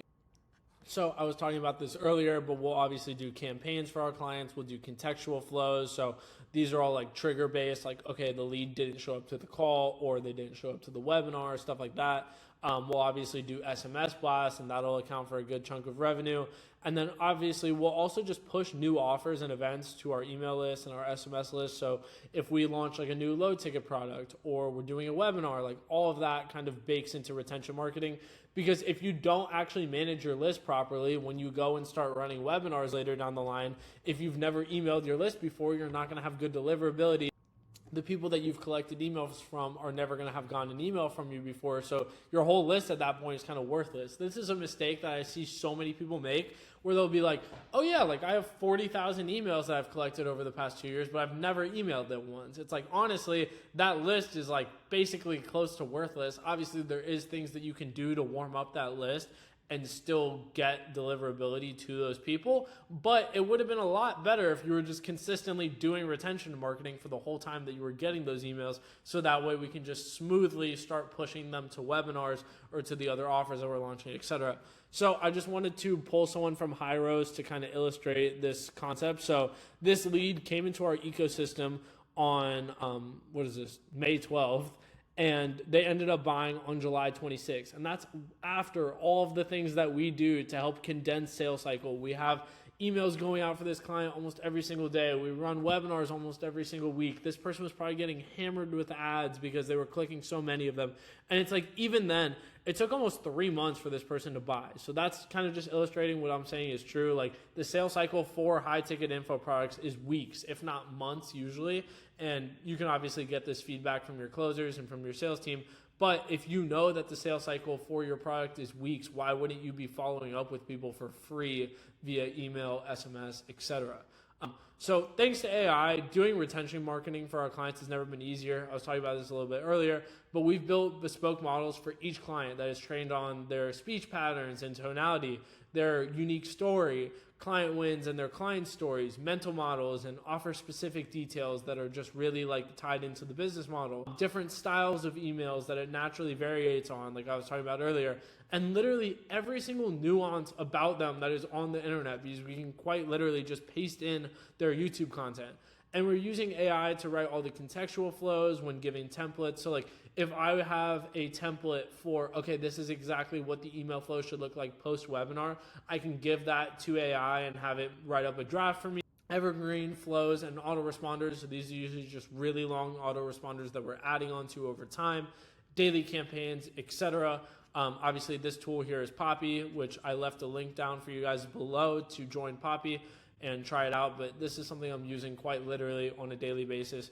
So that being said, there's literally zero excuse to not be making at least 10% of your revenue from email. And this goes straight to your bottom line. So just with how quick it's gotten to actually start like checking the boxes and be like, okay, yeah, I can send 3 emails a week to my list. It takes 20, 30 minutes.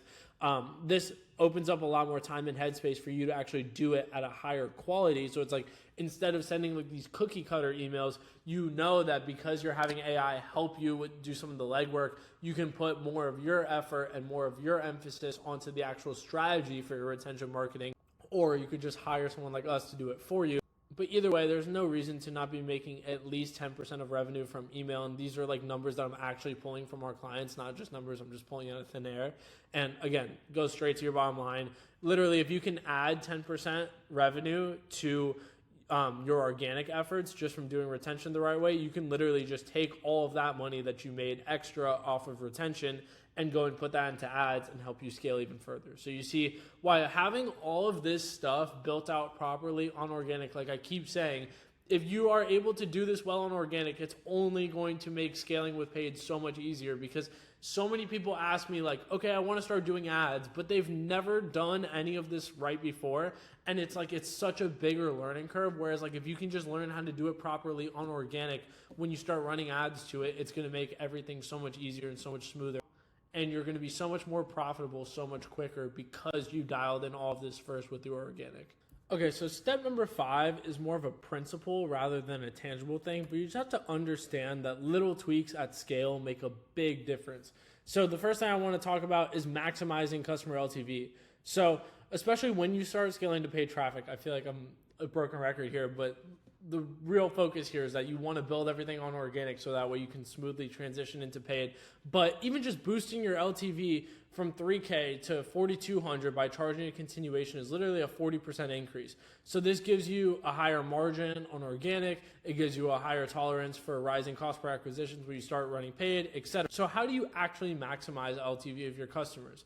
So the first way to do this is to have an actual offer ladder, which we talked about a little bit in phase number 1, and an actual process to go alongside of it. So what I mean by an offer ladder is like having a $997 and then having like a 5K flagship and then having like a 10K upsell. And what I mean by having an actual process to go alongside of it is you need to have things built into your sales process where it's like, okay, on the people who buy your low ticket product or your downsell for $997, do you set like check-in calls with them so that way you can check in with them 30 or 60 or 90 days down the line to potentially upsell them? The people who are in your flagship, when they start seeing success, do you have CSMs reaching out to them to like see if they want to make another investment into the upsell, all this other stuff? So stuff like that goes a long way. And, you know, when you can do this on organic and make your organic even more profitable, again, it's just maximizing your LTV.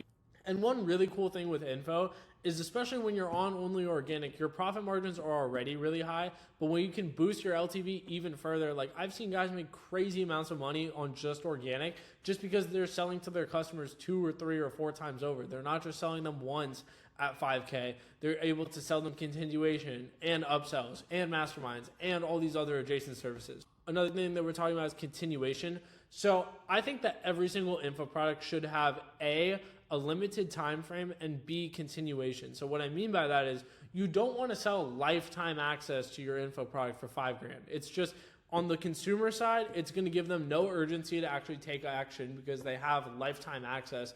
And then on your side, as the offer owner or as a service provider, you're going to have people hitting you up a year or 2 years after they bought because they think they're still entitled to access, which they are because you gave them lifetime access. Whereas if you made it $5,000 for 5 months, you're going to get basically zero pushback on that time frame. But then also you get to charge continuation after the 5 months, which does two things. One, it has this revolving door where all of the clients who are high quality are going to continue to pay to stay in, which means that you keep the average quality of your members higher, which is just easier for you on the fulfillment side, but it also unlocks another stream of revenue because you're charging people to stay in. And then the last thing is having adjacent services and softwares. So you can sell things within your community that people are already going to need to be buying for their business, and you can obviously give them a bit of a discount, or you can work out like an affiliate partnership, or you can work out affiliate or build your own softwares within your community. So like, for example, if you had an Amazon info product and you build out a software that helps them do product research, you can obviously charge for that. And that's building enterprise value for your own software just off of your existing customers that you got for your info product. So ideally, you want your customers paying you several times, and you have some hand in many other things that they're paying for, given, like I said, that they're starting a new business. So obviously, in starting that new business, one of the costs is paying for the coaching or the program that they bought from you. But you have to think about all the other things that they're going to have to buy, and you might be sending them to outside people to go and buy them. Why not try and get a cut of that? Okay, so the next little tweak that makes a big difference at scale is financing. So I cannot stress how important having proper financing setup is in 2025 and beyond. I have clients who make over 50% of their revenue just from financing, which means that if we didn't have financing set up properly, we would probably be missing out on a giant chunk of revenue, or we just wouldn't be collecting all of that cash up front because we would be doing 2 pays and 3 pays and stuff like that. So having the best financing infrastructure is honestly one of the easiest ways to make more money with organic. And far and away, the best product, I am affiliated with them. I've been an advisor for over a year now, but it's WAP. I would say 6 months ago, you could have made the argument for other platforms, but now with all of the financing infrastructure that we have, there is no reason to be financing with anyone else. We have a plethora of options available. Obviously, it's going to depend on how much revenue your offer is making, what your dispute rates are, all that kind of stuff. But if you want to get set up with white glove access to the best financing options on the market, you can go ahead and DM me on Instagram. Just put WAP somewhere in the message and I'll make sure I see it. But like I said, WAP has the best infrastructure when it comes to financing, and there's literally zero reason to be using anyone else. But going back to the actual purpose of this, which is making more money, I cannot overstate how important it is to have proper financing set up. I talk to people who are like, oh, I don't know if I believe in financing. Like, I've just never really done it before, and I just feel like it's not necessary for my offer. It's necessary for everyone. It is literally necessary for everyone. This is like a prerequisite for anyone selling B2C info products. If you don't have proper financing set up, you are leaving money on the table, point blank, period. The next big thing I want to talk about is your sales team efficiency. So obviously, this video is more marketing focused because that's just what I do, but one thing that can't be overlooked is the importance of your sales team. No matter how good the offer is that you positioned properly in phase 1, no matter how good the infrastructure is that you built in phase 2, no matter how much traffic you're putting through, like we talked about in the beginning of this phase, no matter how good you're doing all of that, the sales team can be and often is the Achilles heel. And I'm not trying to point fingers, but what I'm saying is that your marketing is just as important as your sales team. It's not one of these things where you can just outmarket a bad sales team. It literally just does not work that way. Like, you have to have both operating at least a decent level. So the biggest thing I've noticed is, as someone who's not a salesperson or a sales manager, is team culture and competitiveness is so big. Just with a lot of these B2C teams I work with, a lot of the closers are younger. So having like this culture where everyone is looking out for each other, everyone is holding each other accountable, and everyone is really competitive, honestly brings out the best in the sales teams that I've worked with. Having a well-defined process and having proper management to stay accountable to it. So what I mean by that is your sales team has to actually have a structure of things that they're doing on a day-to-day basis, processes that you have set up with your sales manager that they're actually able to follow, and then they need to have proper management to actually keep them accountable.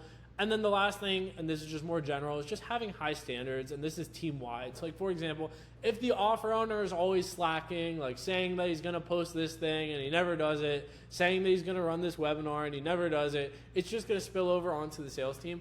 But on the other side of that, if you have high standards on the sales team and the offer owner is leading by example and the sales manager is leading by example, that's one of the easiest ways to just make sure that your sales team is performing at a higher level. Obviously, I'm not a sales manager. I'm not a salesperson. I don't know anything about sales. I just need to address how important it is in terms of actually maximizing your organic revenue. So, of course, there's going to be a lot of other little levers that you can make on the organic side just to make a lot more revenue. But like I said in the last phase, it's kind of hard for me to give specific advice on a free course because obviously this is just being put out publicly on YouTube.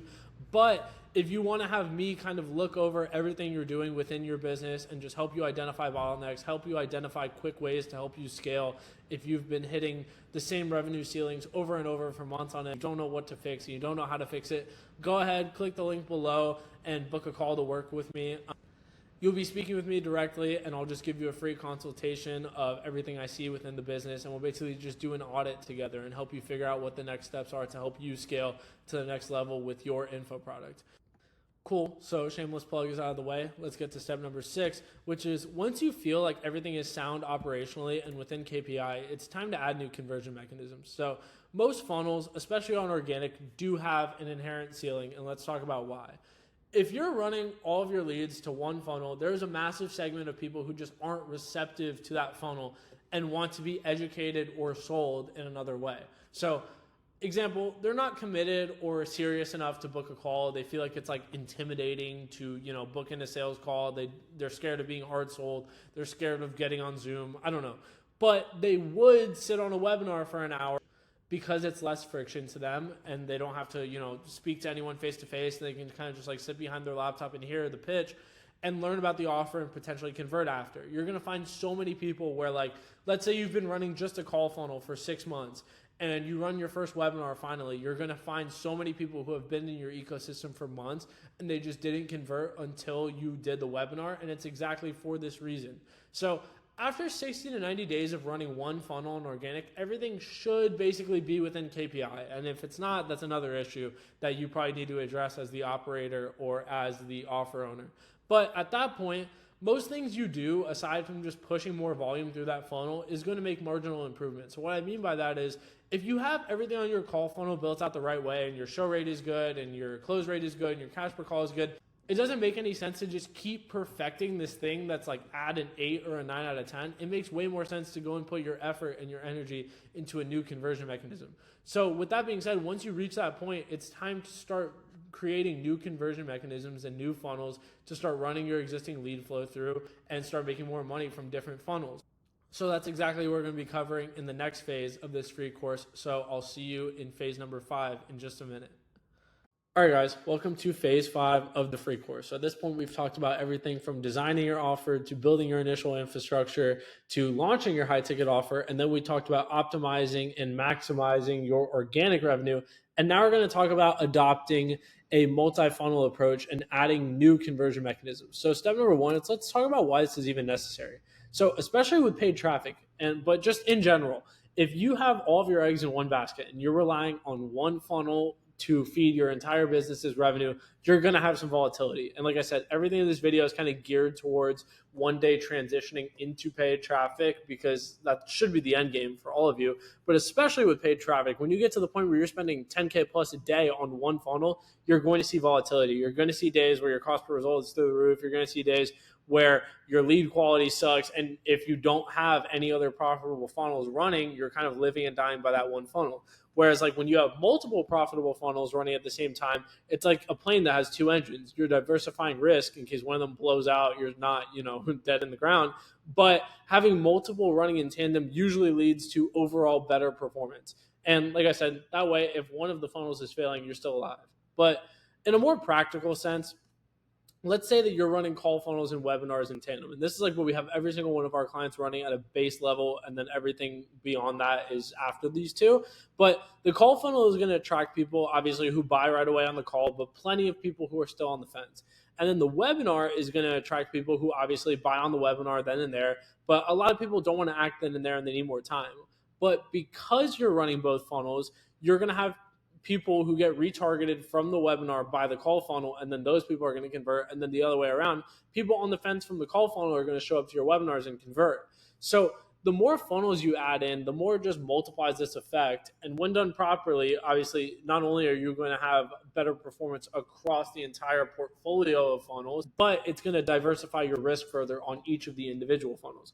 So again, some nuance here just because this is just one YouTube video and I can't cover every little piece of nuance that goes into everything I say, but you should only be focusing on one funnel at a time. But the goal is to have multiple profitable funnels running simultaneously depending on your goals. So the way that I would say that this works logistically is, let's say right when you launch your offer, you go all in on your call funnel and you just perfect that funnel as much as you can. And then you start focusing on webinars, and that takes you, another couple months. And then at that point, you have the call funnel running profitably. You have your webinars that you're doing bi-weekly or monthly, and then you add like a low ticket funnel on top of that. So obviously, you have to put a lot of focus into one of these funnels just to get it off the ground and get it profitable. But once it gets to the point where it's profitable, there might be little maintenance that you have to do on the funnel just to keep it within KPI from time to time. But a lot of that is just going to be testing on the front end. But regardless, the end goal is to have multiple profitable funnels running at the same time. So obviously, like I said, there is nuance here. Call funnel alone can get to huge scale. This is just my preference, and it's my recommendation to most people. There's people who do millions of dollars a month just through a call funnel. It's definitely possible, but I would just say for the vast majority of people, you're better off taking a multi-funnel approach. And also, people always have this thing where they just like want to try other funnels. Like they'll be doing really well with a call funnel, but then they'll be like, oh, I need to start running webinars because I heard this guy does webinars and he crushes. So it's like, it's naturally just our inclination to go and try these new things, but I think it's actually better to have multiple profitable funnels running. So now that we're sold on the idea of having multiple profitable funnels running, let's look at your options. So if you've already started with the VSL funnel, you have three main options for what to add on next. First option would be like a DM funnel or DM ads. Next would be a low ticket to high ticket ascension funnel. And then the third option would be webinars. Personally, webinars have been our tried and true funnel that we have crushed with over the past 3 years. But let me objectively break down why we still opt to go for webinars for all of our clients and why it makes sense in terms of mitigating risk across funnels, but will also allow you to scale. So the next concept that you have to understand is the fact that some funnels are more sales heavy and other funnels are more marketing heavy. So what I mean by this is every funnel has a certain percentage reliance on sales versus marketing. And it's important to understand this because obviously you can play into your strengths. If you know the sales team is your strength, you want to opt for a funnel that's going to have a good reliance on them. But if you know your sales team is like kind of suspect, you might want to pick a funnel where you and your marketer are more in control. So that way you can kind of make up for the sales team.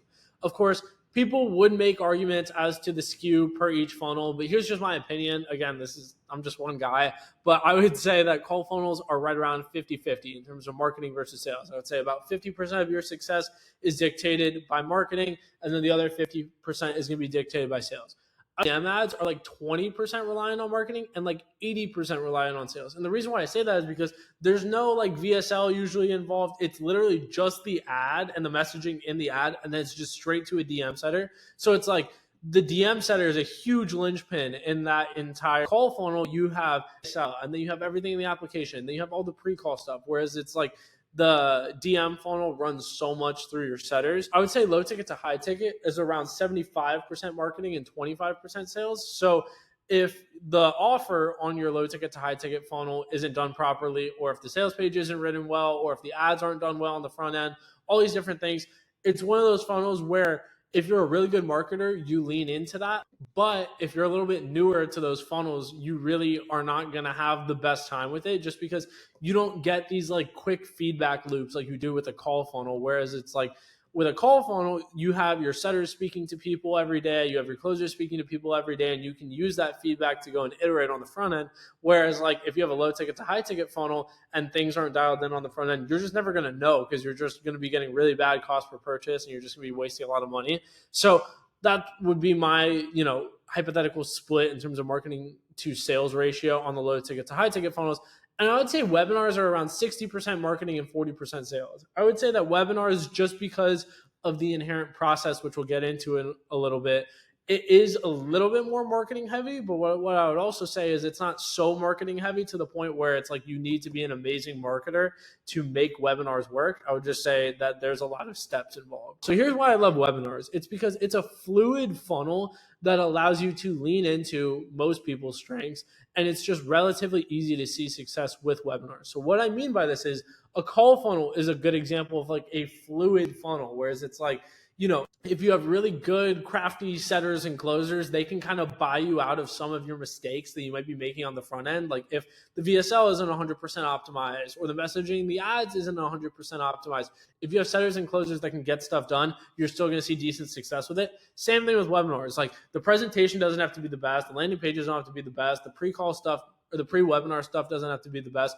But if you have a really good offer owner who's just really good on camera and very convincing, and then you're able to segue that into your sales team well, like you're still going to see success with it. Whereas like something like a low ticket to high ticket funnel, I would say it's not fluid at all, in the sense that like the copy on the page is the copy on the page. If it's not convincing, it's not going to sell itself. So just by process of elimination, DM funnels, the only thing you control as a marketer is the messaging and the ads, and literally everything else is on the DM setters and the sales team. Like I said, low ticket funnels are amazing and highly scalable, but the average person won't see much success doing them on their own. There's so much that goes into the offer creation, upsell paths, split testing the pages, et cetera, and it's very marketing heavy. So that's exactly what I was saying before. It's one of those things where it's like, if you've done it before and you know how to scale low ticket funnels, it's a very lucrative funnel. But if you're just like the average person trying to, make it work for the first time, I would say obviously it's something good to look into long term, but it might not be one of those low hanging fruits in terms of like you can kind of just throw it together and see proof of concept with it. Webinars, on the other hand, are a bit different. So step 4, let's talk about why webinars. So webinars lean into one thing that is missing from basically all of these funnels, and it's live trust building from the offer owner or personal brand themselves. While yes, webinars can be a lot of work to create and optimize, and there's lots that can go wrong with the tech if you don't know what you're doing. And most people get burnt out on them after doing dozens of them, especially if they're trying to do them like every single week. This is still my bread and butter if we need to get a massive lump sum of cash in the door. Like if you tell me that we're 150 or 250 or 500K behind our goal for the month and we have a week to do it, I'm going to run a webinar, not launch any of these other funnels. We've run hundreds of live webinars and year over year have gotten so much better at running and scaling them. So let's break down exactly how we do that. So first things first is we're going to get into some prerequisites that you need to know before you ever start running webinars. So question number 1, people will always ask me, am I suited to run live webinars? Is my client suited to run live webinars? So I'll just give you some basic pointers. So ideally, you have a decent sized organic audience just to help supplement registrants and keep the show rate high. So what I mean by that is if you're trying webinars for the first time and you're only relying on cold traffic, there's just a lot of moving pieces. And the fact that you're incorporating cold into it from the very beginning can get a little messy. So when you have an organic audience, you're always going to have some pocket of people, whether it's a lot of people or a little bit of people, just who have been following you for a while and would show up to something live that you're hosting. So that's a really good way to supplement registrants. And then the additional part in that is that when you have an organic following and you can remind them about the webinar, it's going to help keep your show rate up. Another thing that puts you in a way better spot to run webinars is if you already have validated the messaging and your offer and the positioning of your offer on either organic or another conversion mechanism. So if you've been running your offer for a while on organic, you're in a good spot to do it. Or if you've already been ripping paid for a while through a call funnel, it puts you in a way better spot. And then the third thing is if you're good on camera, if you're charismatic, and if this is leaning into your strengths. Not everyone is suited to do webinars. Like if you're really monotone and you're really uncomfortable on camera, it's just not going to convert as well as someone who's really comfortable with it. I'm not saying that you can't do it at all. I'm just saying like these are ideal criteria. So question number 2 is when does it start making sense to start running live webinars? So when you're confident that you can get more than 300 to 500 registrants, and this is again just like a general rule, like if you run like a really niche B2B offer where having even 50 people in the room is worthwhile, then by all means go for it. But just in general, like the mass market B2C, you want to shoot for at least 300 to 500 registrants. The next thing you want to look for is you've already found a solid footing with other funnels and you want to amplify. So I've seen a lot of people were like, oh my God, like my business is on fire. Like maybe I should just run a webinar and it'll fix everything. It's usually not the case. Usually webinars are good when you already have momentum with another funnel and you just want to amplify your success. And like I said, diversify risk across different funnels. Webinars are really good for that. And then the third thing is if you already have a surplus of leads built up that are on the fence or considering purchasing and you want to get them over the line, webinars are a great way to just liquidate all those people in a one-to-many setting. Third question is what to expect when it comes to running live webinars. So the first thing is webinars are extremely effective when done properly, and they're extremely messy when done wrong. There's just a lot of moving parts. There's a lot of things that can go wrong, and I promise you, we've seen a lot of things go wrong with webinars. So it's really important that you kind of nail all the steps I'm going to talk about in this video, but don't let it scare you because they're extremely effective when done properly. Number two is depending on your situation, expect diminishing returns. So those first few webinars are key. So what I mean by this is if you're someone who has a big organic following, like yes, your first couple of webinars, you're going to get a ton of registrants, but then after that, you're going to notice like a subtle decline unless you do some of the things I'm going to talk about at the end of this phase. But what I would say is you really want to make sure that you're doing things right from day one, because botching those first couple webinars is going to just leave a lot of money on the table. So you really want to work with someone who knows what they're doing so that way you can maximize those first couple, because the first couple are going to be paid. Those first couple are going to be very important. Obviously with paid, and you can just scale whenever you want. It's completely different. But when you're running big organic webinars, you really want to make sure you're doing everything right from the beginning. And then the third thing is, in terms of things to expect, is that your sales team will generally love these leads compared to standard lead flow, which can be good and bad. The reason why I say it's good is because obviously your sales team is going to close a lot of these people. But the reason why it might be bad is because over time, if you throw them a lot of webinar leads, they're going to start to develop this little bias, whereas it's, oh, the call funnel leads seem so much colder now compared to these webinar leads that I've been closing for the past few weeks. So as long as you set proper expectations with your sales team, like these should be really easy leads for you to close, and then everything else is just like normal. I would just say keep those expectations in line. But the biggest levers to ensure that you crush live webinar, not in any specific order, are the angle and positioning is congruent with your ICP, which will be apparent by looking at the sign-up rate. So we can talk about this in a minute. The show rate is absolutely make or break. This is a common killer, and you need to follow all the best practices I'm about to give you. The script is extremely important, to the tune of 5% conversion rate versus 35% conversion rate.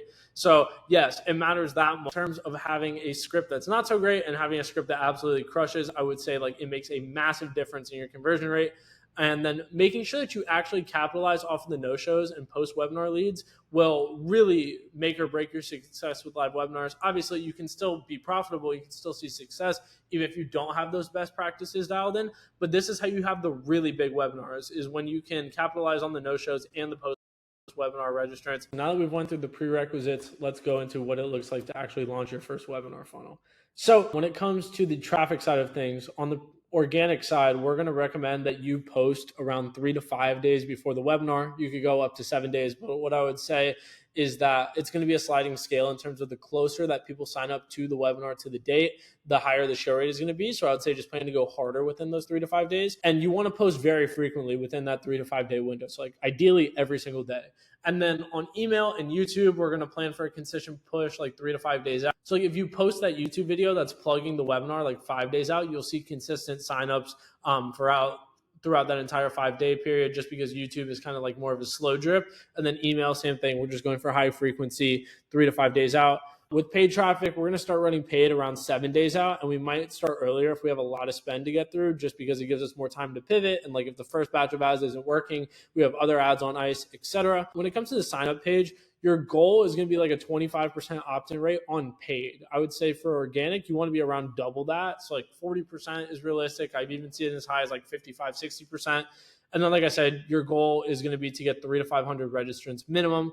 But like really, you want to get to the point where you're running webinars like this, where you're pitching to 1,500 people, and obviously that's more possible with paid. So when it comes to the warm up process, We're going to go for omni-channel touch points. So we're going to have Hammer Them ads running. We're going to be doing frequent email marketing. It's going to be around twice a day in terms of them getting emails that are really selling the webinar, not necessarily the business model. I would say you can sell the business model a little bit, but really we want to just get them intrigued about the webinar. We're going to do SMS autoresponders. So essentially, as soon as people sign up to the webinar, they're going to be getting texted from us. And then obviously we're going to do more frequent texts the day of the webinar. I know I have some other things I'm still working on before I share them, but that's what goes into the warm-up process. And then when it comes to on the webinar, we want to see a bare minimum 25% of people show up. I would say ideally you're shooting closer to like 50%, especially if it's mostly organic traffic, but like bare minimum 25%. And that's really just on ads traffic. But I would say organic, like you should be seeing at least a 40% show up rate. Another goal is to retain around 80% of attendees until the pitch. So if we have 1,000 people join at the peak, I want to be able to pitch to at least 800 of them. And then if we're pitching a direct checkout, I would say we want to go for at least 5 to 10% conversion rate. And then if we are pitching them calls, who stay to the pitch to book a call. So like, let's say the example before, we start with 1,000 people peak, we pitch to 800. I want to book at least like 80 to 100 calls. When it comes to post webinar, this is actually a very important piece of this whole puzzle. So all the people who have already converted, when it comes to people who have already booked calls, or if they've bought like the $997 or the course we sold on the webinar, we're going to put them into the pre-call and ascension process. So this is going to be similar to this process, where it's essentially just going to be like a lot of value dense emails. It's going to be salespeople reaching out to them, and then obviously they have their call book. And then ideally we want them to convert, whether that's on the sales call or like on that ascension call, to ascend from a mid ticket into the high ticket. When it comes to the no-shows, there's going to be a really big lever, especially with paid. So we want to do email follow-up. That's going to be very extensive. It's going to be like 5 to 7 days where we push them just straight to the VSL, and we do a couple other things. We want to do SMS follow-up, and we want to have the sales team follow up and kind of just dial through these lists. So essentially you're just treating these people like a VSL opt-in. Like they're still pretty cold because they didn't show up to the webinar, but at the end of the day, they've still shown some interest. And then our goal here is to reclaim an extra 10 to 20% minimum. So like, for example, if we booked 100 people on calls on the webinar, we're shooting for like 10 to 20 more calls here. This is just a good way to kind of like pick up some slack and get some extra money in the door. But really, the money is going to come with these two buckets. The people who already converted, just making sure they actually convert, whether that's like they book the call and they actually buy the high ticket, or they buy in the 997, getting them to ascend. And then the other thing that's going to be a really big lever is the people who attended but didn't convert. So you just have to remember that like these people who have stayed through a full webinar, like they're as warm as they're going to be in terms of like offer awareness, and just like if they're going to take action, it's probably going to be like after this. So, I mean, with that being said, like we have noticed that for some high ticket offers, people show up to multiple webinars before they buy. But either way, like you really want to go hard on this segment of people. So we're going to do extensive email follow-up. I'm talking like 7 to 10 days, and then we're going to put them in autoresponders. So like really we're hitting them for like months on end. We want to do SMS follow-up, and then we want to have the sales team follow up with all these people. We have different systems in place to just make that as efficient as possible. So now that we've went through the entire process at a high level, let's go through some KPIs. So I'll just give you all the paid traffic KPIs too while we're here. So we're going to shoot for at least, like I said, like a 25%. I just put 20% on this sheet. Sign up right on the page. We're going to shoot for around 10 to 15 bucks cost per sign up. Obviously we can get lower than this, but this is just like the minimum I want to see, or I guess the maximum I want to see. A 30% show rate to the webinar. That's going to be aggregate across cold and warm traffic. So like I said, for warm traffic, you should be like 40 to 50% show up rate. And then cold traffic might be a little bit less. We want to see, like I said, around 80% of people, I just put 75% on this sheet, who stay till the pitch, at least 10 to 15% of people booking a call. And then when it comes to the post-webinar stats in terms of the sales calls, this is just like rough ballpark, not super relevant, but we want to keep at least 70% of the calls, have at least a 50% show rate, at least a 30% close rate, and then the cash per call is obviously going to vary for your offer. Now that we've gone over the high-level stuff, let's go into some more tactical stuff about actually running webinars. So when it comes to running your first webinar, let's start from the top down in terms of this whole customer journey. So this is an example of a landing page that we would run for a webinar. So the biggest tip that I have in terms of the headline and just the page design, like you want it to be relatively simple. You want to have like a transformative kind of headline, a sub headline that kind of overcomes objections, just the standard button. This is just like a little scarcity bar that we do, and then like the day and time, and then obviously there's stuff underneath this. But what I would say in terms of tips when it comes to just creating like a high converting webinar page is at the end of the day, all you're selling is a 60 to 90-minute time block where you're educating the audience on something. So you can position it however you want and whenever it's congruent with your ICP. But what I'll say is that the better you can position the webinar in terms of it being something that sounds really attractive to your ICP, the better of a sign up rate you're going to get. But it needs to be congruent with how you're marketing this on organic or paid traffic. So again, this is more prevalent with paid, but what I would say is like this needs to be congruent with what we're talking about in the ads.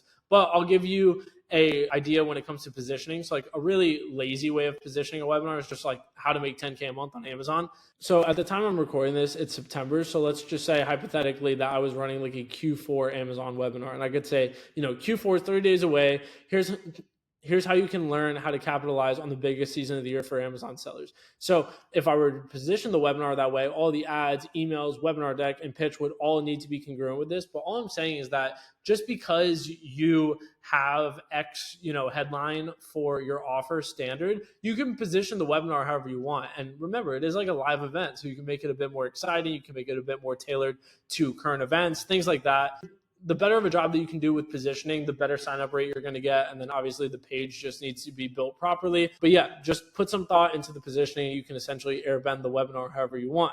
So when it comes to the pre-webinar warm-up phase, from the time someone opts in until the time of the webinar being live, it's absolutely crucial to capitalize on to get your show rates up and get registrants higher intent for the webinar so they're further along the buying process. So what I'll say is like the more education that we can get people before the webinar, one, providing people with this context is probably going to get them more excited about the opportunity if you do it properly.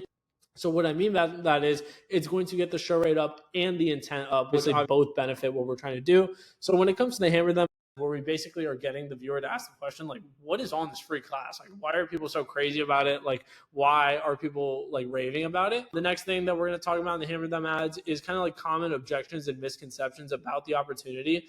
And what I would say is like, these are very top of funnel questions. So just like very common misunderstandings that people have about the business model, reasons why people might like disqualify themselves from doing it. We want to overcome all of that in the hammer them ads.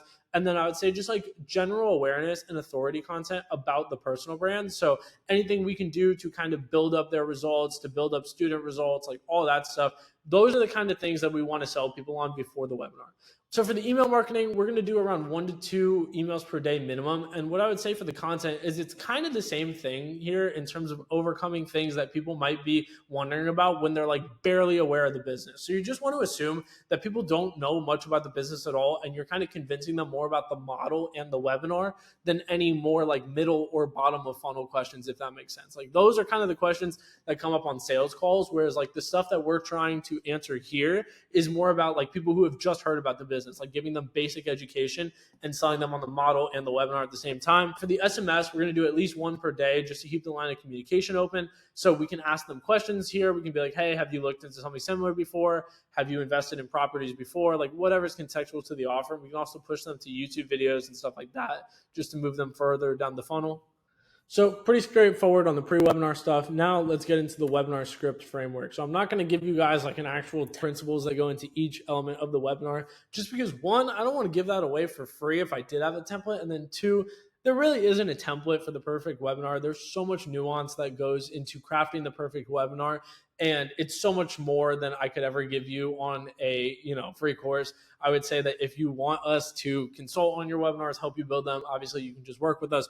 But I'll give you as much as I can here in terms of principles. So from minute 0, we want to engage people. We want to start asking questions. We want to get them fired up. We want to get them excited to be there, because it's just one of those principles that you'll find all across the board when it comes to marketing. Like the more buy-in you can get from someone, the better odds are of them actually retaining throughout the entire webinar and actually taking action. So we want to kind of set the tone the right way. So in terms of the first 15 minutes, I would say we're selling the opportunity. So just a few bullet points I'm just going to kind of go through here. So the first thing you want to do is you want to create like a golden window in their mind. So this is going to tie into the urgency later. And we're just going to kind of like open this feedback loop as to why right now is the time for this opportunity. We're going to educate them just like an overview of how the opportunity works. We're going to give disgusting amounts of social proof, all shapes and sizes. So that's a common theme whenever we do social proof, is like we're always going to pick people who are younger, people who are older, people who made a couple thousand, people who made tens of thousands, people who do this full time, people who do this as a side hustle. Just again, we want to speak to as many people as we can, because why would we just handpick, the 10 people who made the most money? Like, a lot of people are just going to find it unbelievable. We're going to build authority for the personal brand and maybe even for the offer. Like, this is how many people we've helped, all that kind of stuff. And then we're really just trying to get them bought in on staying for the full webinar. And that's kind of done by just exciting them about the opportunity.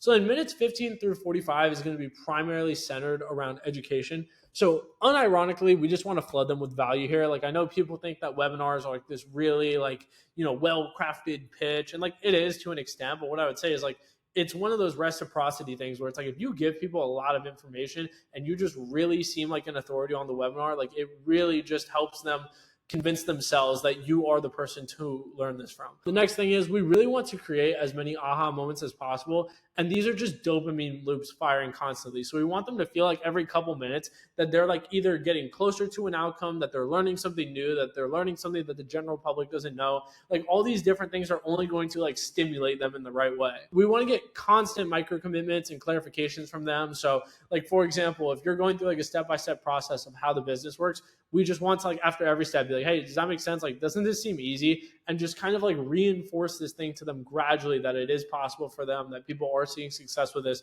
all this different stuff, as opposed to just like running through the whole presentation and then just trying to pitch them at the end. If you can get these micro commitments, it kind of just gets them to convince themselves more and more throughout the process. And we want to show them just enough to where they're grasping the entire opportunity at a fundamental level, but not like getting so deep into the nuance that we're confusing them. Because like I said, even when you're talking about stuff that you're sending people before the webinar, you want to assume that they're like basically at the top of the awareness spectrum in terms of like they don't know much about the business. So we don't want to start getting into like all the nitty gritty, like little logistical things about the business, like little operational things. We just really want to like explain everything at a high level, make it simple, make it easy enough for them to wrap their head around, and then just kind of keep moving. So minute 45 to 60 is going to be kind of a segue. So what I would say is the framing of this entire portion of the webinar is kind of like, you see the vision now, but it's a little fuzzy. Like, you understand how this works. But like, if I were to just tell you to go and start doing it tomorrow, you might run into this, you might run into that, etc. You want to build slight elements of doubt by leveraging common pain points. So we can talk about, we've trained thousands of students, and so many of them didn't know how to do this. So many of them had failed when it came to this. So many of them like still mess this up, and we, help correct it, all these different things. We want to give testimonials again, and really just kind of reinforce, whether you do this explicitly or just do it kind of subtly, that the majority of them wouldn't have gotten to this end destination of success alone. So then we start to warm up this kind of like crossroads close. Obviously, I don't do it like as explicitly as like, okay, what do you want to do? Do you want to book the call, or you want to just go on your own? It's kind of done a little bit more subliminally. But what I'll say is like, that's kind of the frame of it. It's like, okay, we've spent an hour together. I think we can both agree that, this hour has been really beneficial. Exactly what we can do for you. And then we're going to transition into the pitch.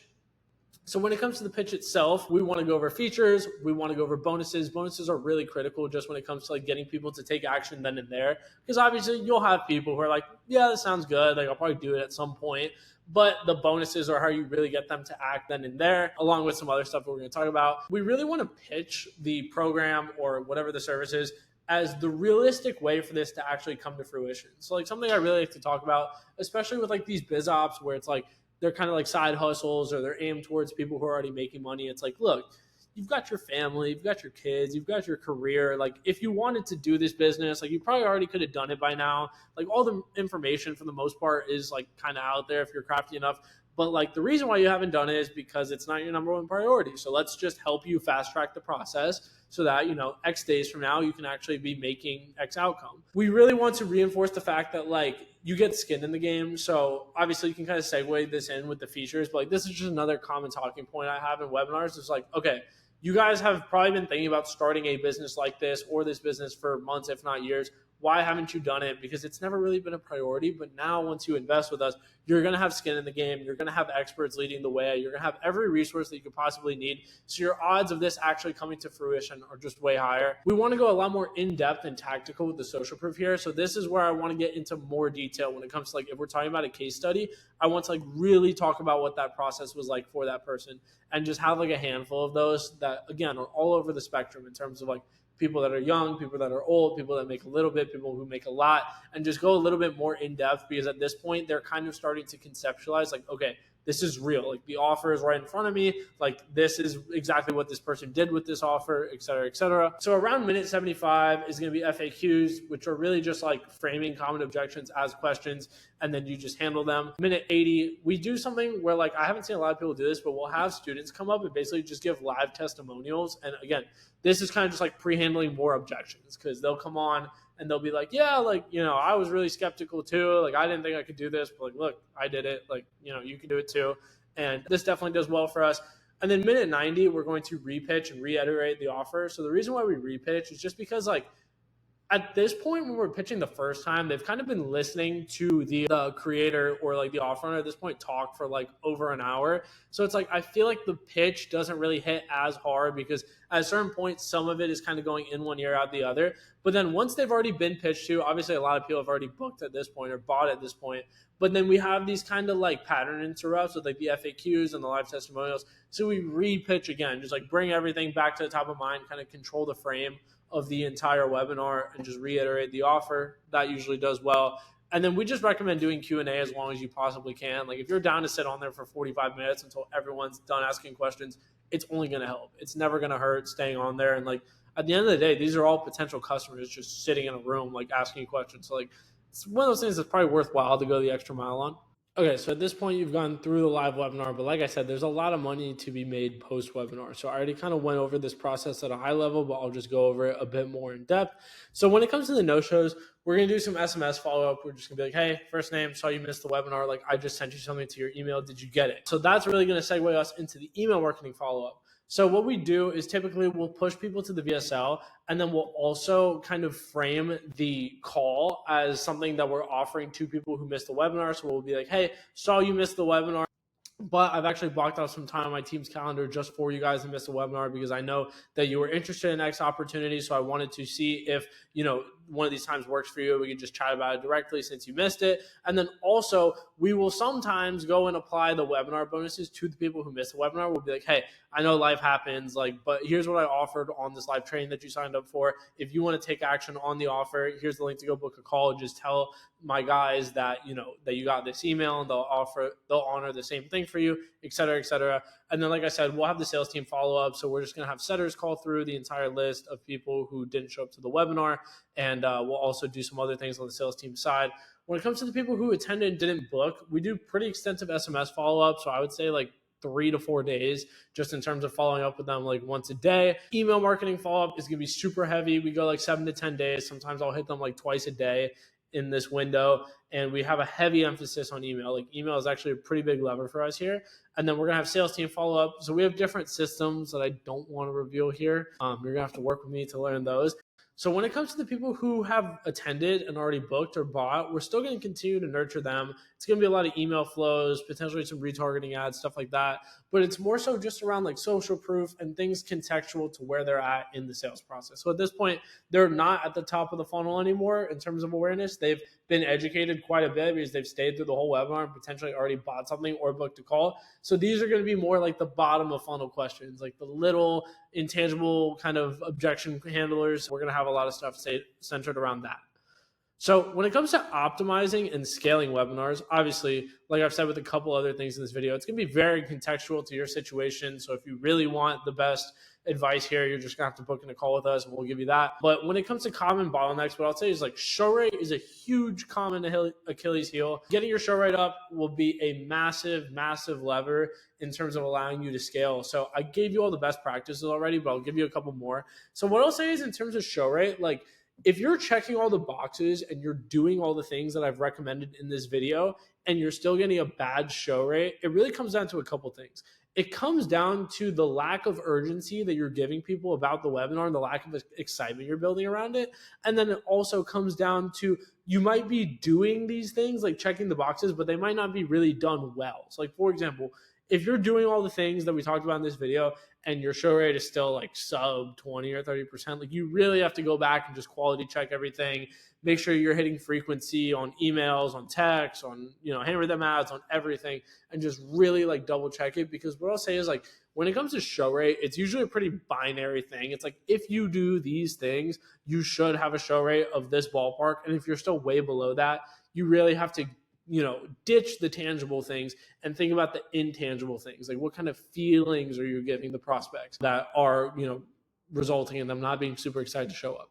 Next thing is sign up right on the page. It's another really common bottleneck. What I'll say is, like, you really just have to test, because it's really hard for me to give you like winning headlines in a video like this where all of you guys are operating in different niches or you have offers in different niches. But you really just have to test a lot. You just really have to believe that it's possible to get like a 25 or 30% sign up rate on the page, even with cold traffic. Attention to people on the webinar, I would say this is a relatively easy one to bring up. It really just comes down to like the structure, the script, kind of the micro commitments you're getting from them and stuff like that. The conversion rate of people who stay to the pitch, the conversion rate, I would say this is one that's probably going to take a bit more experimenting when it comes to, like, you kind of just have to make these gradual iterations over time. So like, if you do a webinar and your conversion rate isn't that good, don't go and just overhaul the whole thing the next webinar and like change everything, because then you have no idea like what the control variable is and what's working and what's not working.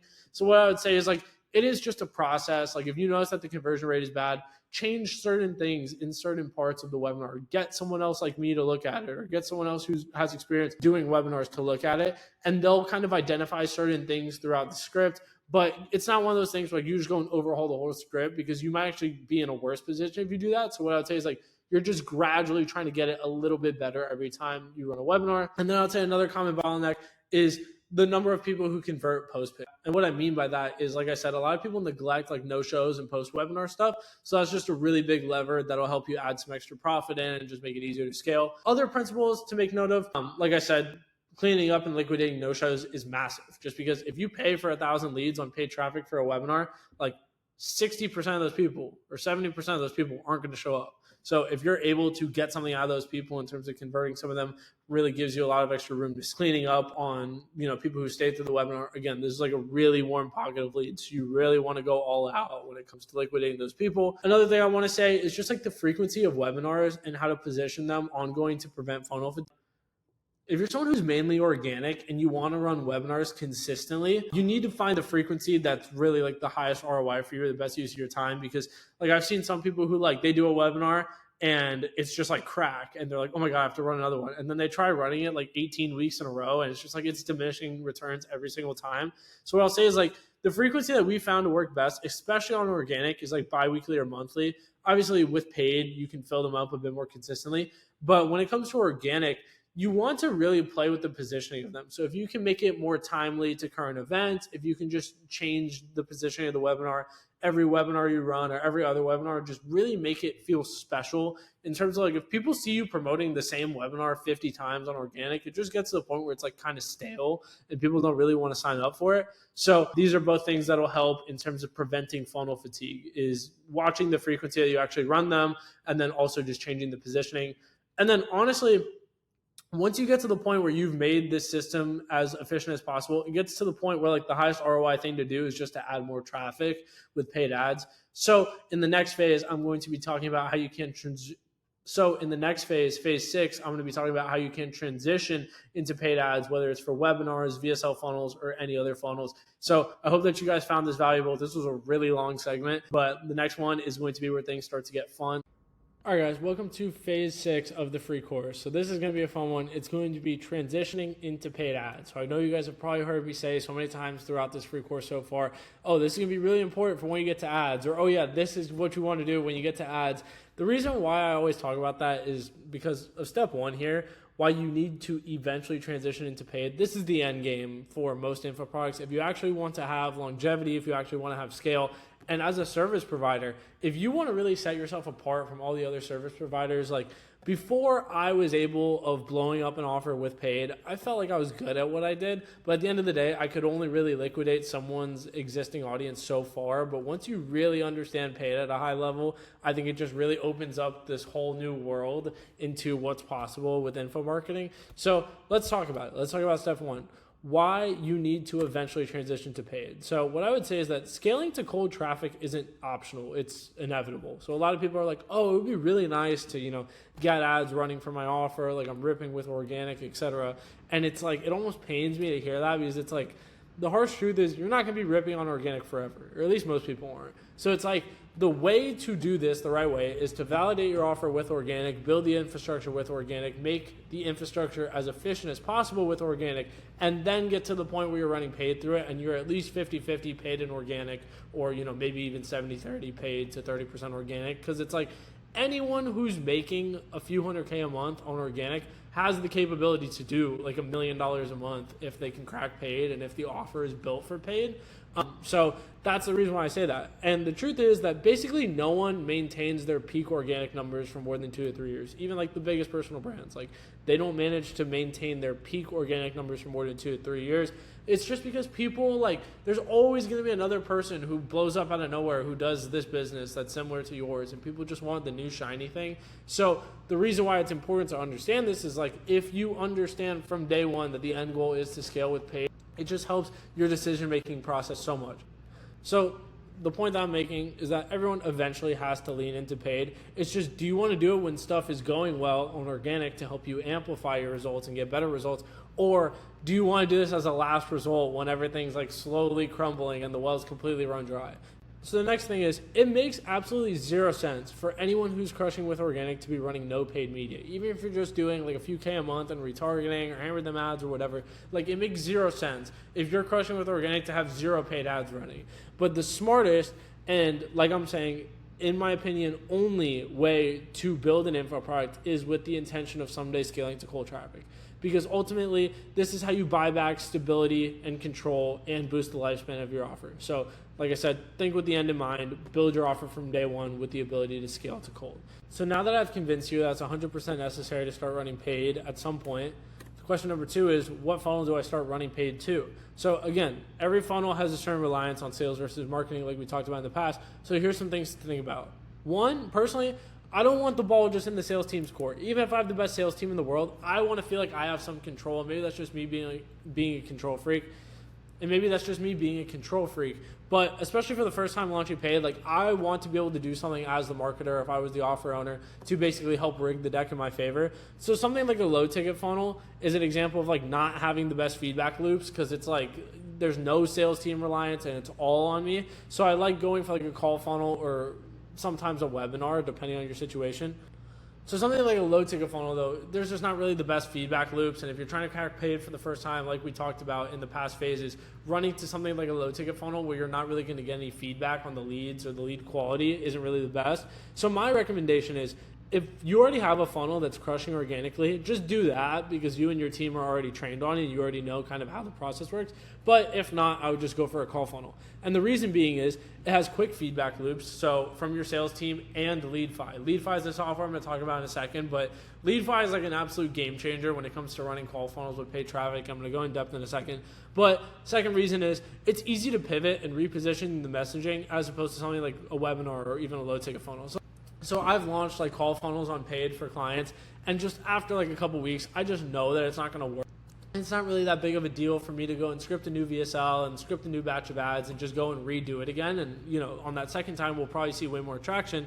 But if it's something like a webinar, like a whole low ticket funnel, it's a lot more of a pain just to go and redo the whole thing because you feel like it's not getting traction. So we're going to talk about exactly how to get these feedback loops and how to know when to iterate.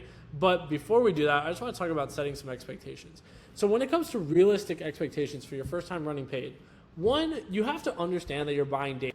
And this might be a gradual process. This isn't going to be something that just the first week starts printing, or at least probably not. And you have to just kind of go into it with the intention of okay, this is going to be a gradual process. There's so many people who put a couple $1,000s into paid. They don't really know what they're doing. They're just kind of testing the waters. And then they lose a couple thousand. And they're oh, this doesn't work for me. Whereas it's if you go into it with the right mindset, that's so much of the battle.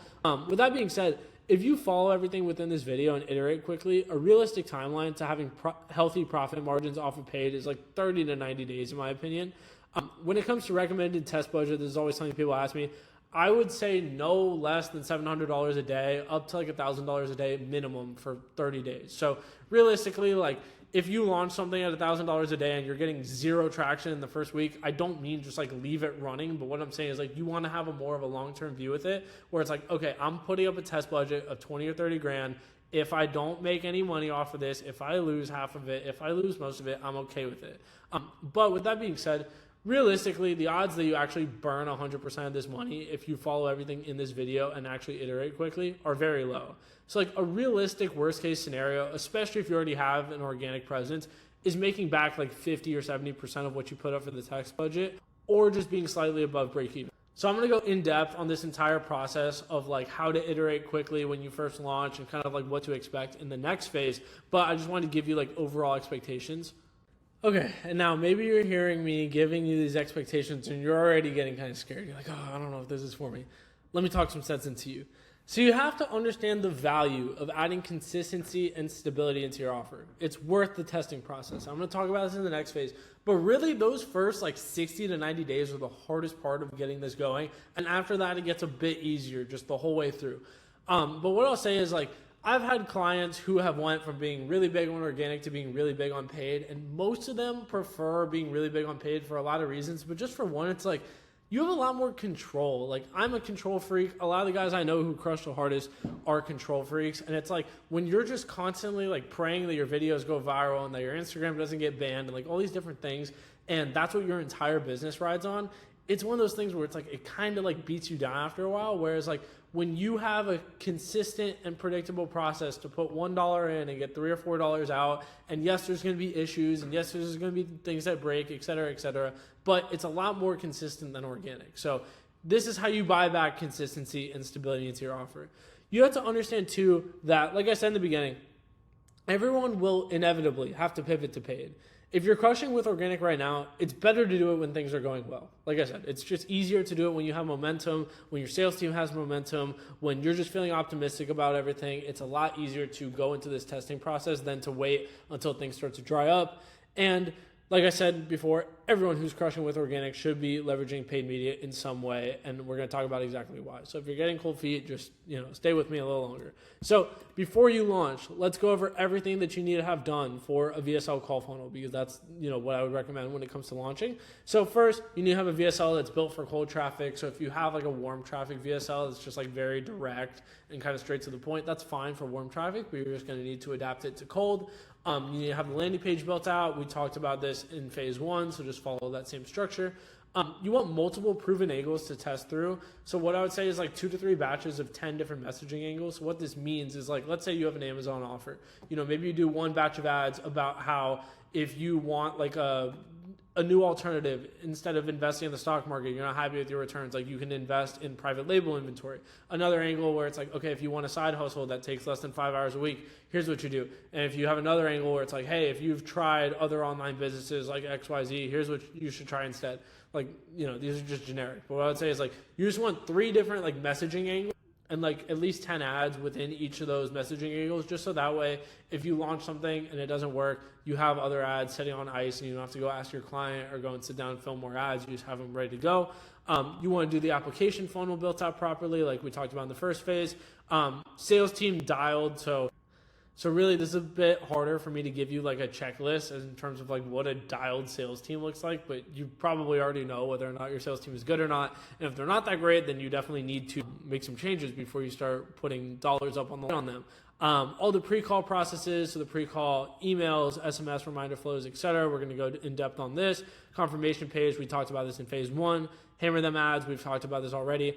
Hyros tracking, pretty self-explanatory. Everyone knows about Hyros. But what most people probably don't know about is LeadFi. So LeadFi is a company that I am now an advisor with, affiliated with the company. And the reason why we ended up building a relationship is just because I was like really, really crazy about the product. Not like a weird way, but like I do this stuff every day, so like I get a little nerdy. But LeadFi is genuinely such a good product. So let me explain to you what it is, and we'll talk about it a bit more later. But essentially what it is anytime you pull someone's name, email, phone number on an application, whether it's for a webinar, for a call funnel, or for a low ticket funnel or whatever, within 3 minutes, LeadFi gives you that buyer's buying power. So it pulls a plethora of financial data that will help you a lot. And let me tell you exactly why it's going to help you a lot. Because when I go and launch new ads for a client, I have specific automation set up where it'll ping me in Slack with exactly what funnel they came from and their LeadFi score. So literally, I put up ads for a client, and I see calls rolling in, I immediately just go on Slack. Like, it's literally all on my phone, super easy.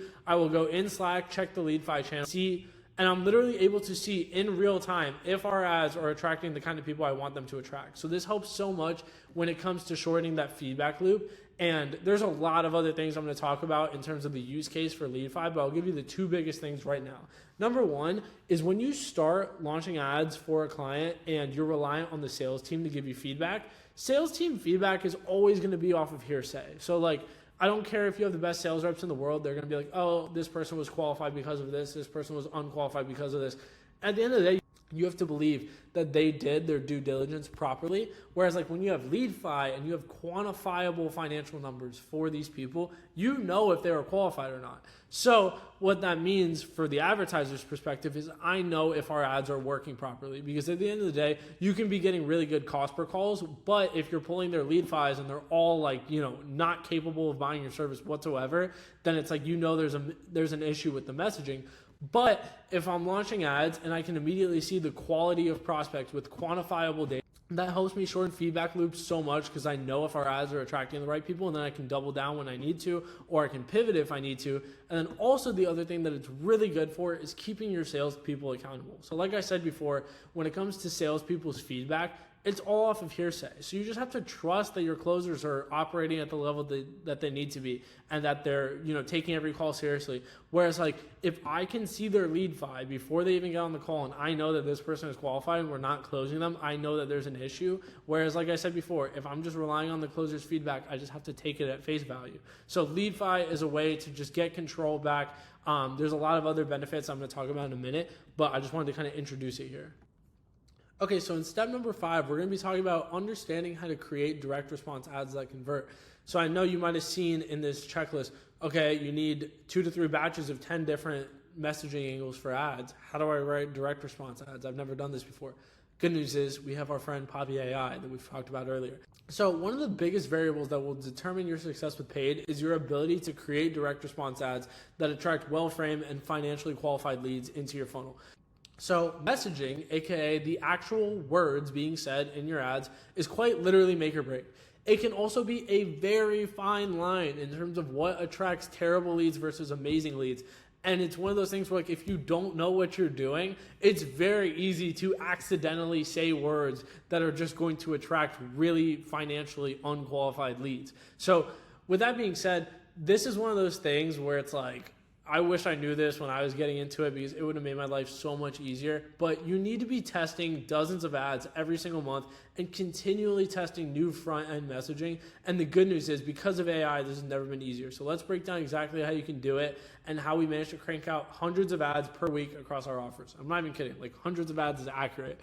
So what we do is essentially, I have dynamic self-refining models built in for exactly how I want ads to be written. And one of the things I was talking about here, messaging, in terms of the actual words being said in your ads to attract financially qualified people, is so important. But here's the thing. Sometimes, like, I'm a human being and I communicate with people a certain way.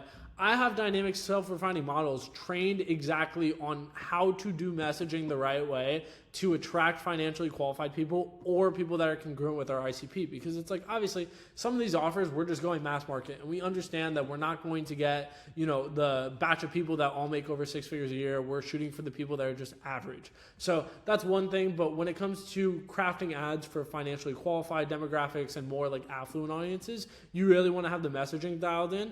And the way that I do that is by building these dynamic self-refining models, because it basically just checks and balances me. And it's like, okay, it's going to make sure that every single line of copy within my ads are all written to the right demographic. So the process for actually writing these ads is very similar to what I was talking about in the second phase when it comes to just generating all of the other copywriting assets with AI. So essentially what I'll do is I'll have the dynamic self-refining models. I'll have like VSLs, webinars plugged in. I'll have past batches of ads plugged in, and then I'll also have like our ICP plugged in, and then any other context I might want to throw in there, whether it's like YouTube, like whatever it might be, just as much context about the way the person speaks. So what I'm doing is I'm training Poppy, or I guess Claude, on just exactly what I want these ads to look like, and then exactly the kind of angles that we're going after for our ICP. So like, let's say, for example, I'm working on this one offer right now where like we have two main angles where it's like, one, we're positioning the offer as more of an investment vehicle, and then two, we're positioning it to corporate employees as like more of a side hustle. So the messaging in each of those buckets is going to be completely different. And then we also have a third bucket that's kind of like somewhere in the middle ground where it's like a bit more general. But what I'm saying is, because of these models and because of all the context I'm giving Poppy, I'm able to craft these ads that honestly look very different because they're meant to attract different people, but I'm able to just pump them out by the dozens, like literally within, half an hour or whatever it might take me to kind of like proofread and copy chief some of these ads. So point being is that Poppy is, again, super clutch when it comes to writing ads. I literally cannot fathom doing all this manually anymore. I literally wouldn't be able to do it all manually. I would 100% had to have hired people just to write ads for us with the quantity of ads that we need created on a daily basis. But Poppy is 100% a game changer for us when it comes to scripting direct response ads specifically. So I know that in this video, we have like quite a bit about AI. What I want to say is, like, I didn't want to make it overly about AI because I don't like just throwing AI into things when it's not practical. But like, Poppy is one of those game changing tools that literally everyone in info needs to be using in some extent.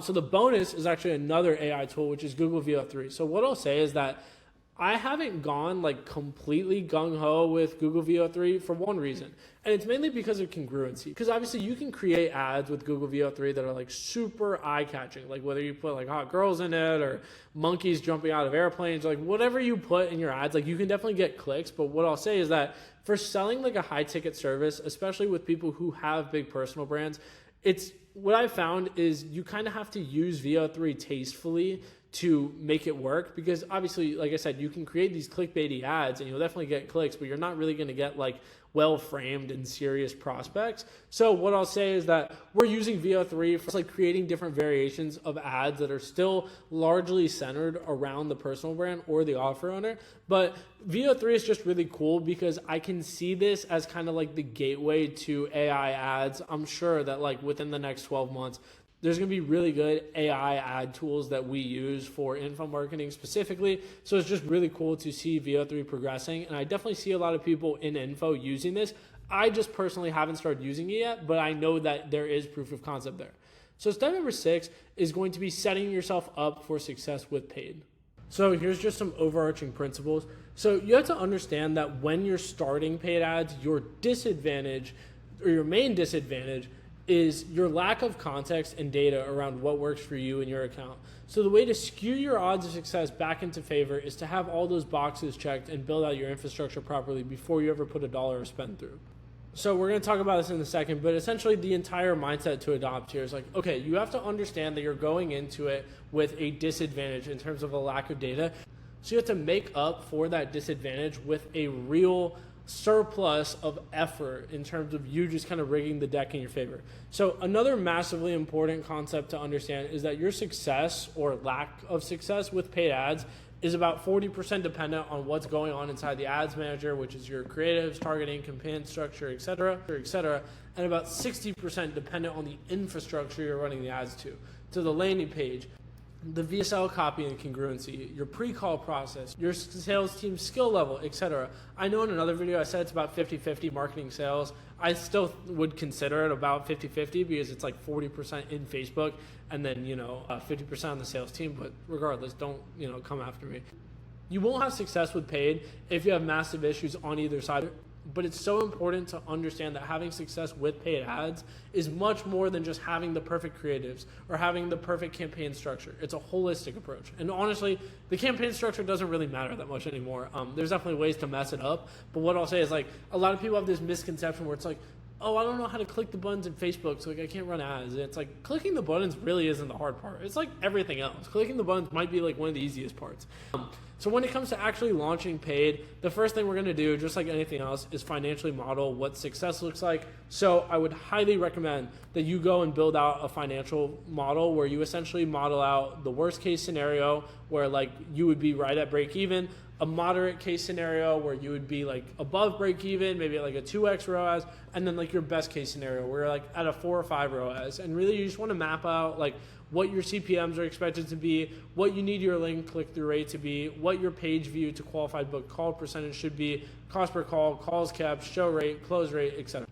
So on that topic, let's get into it. So we want to understand KPIs at each step of the funnel and basically just be cutthroat about monitoring and keeping them within KPI.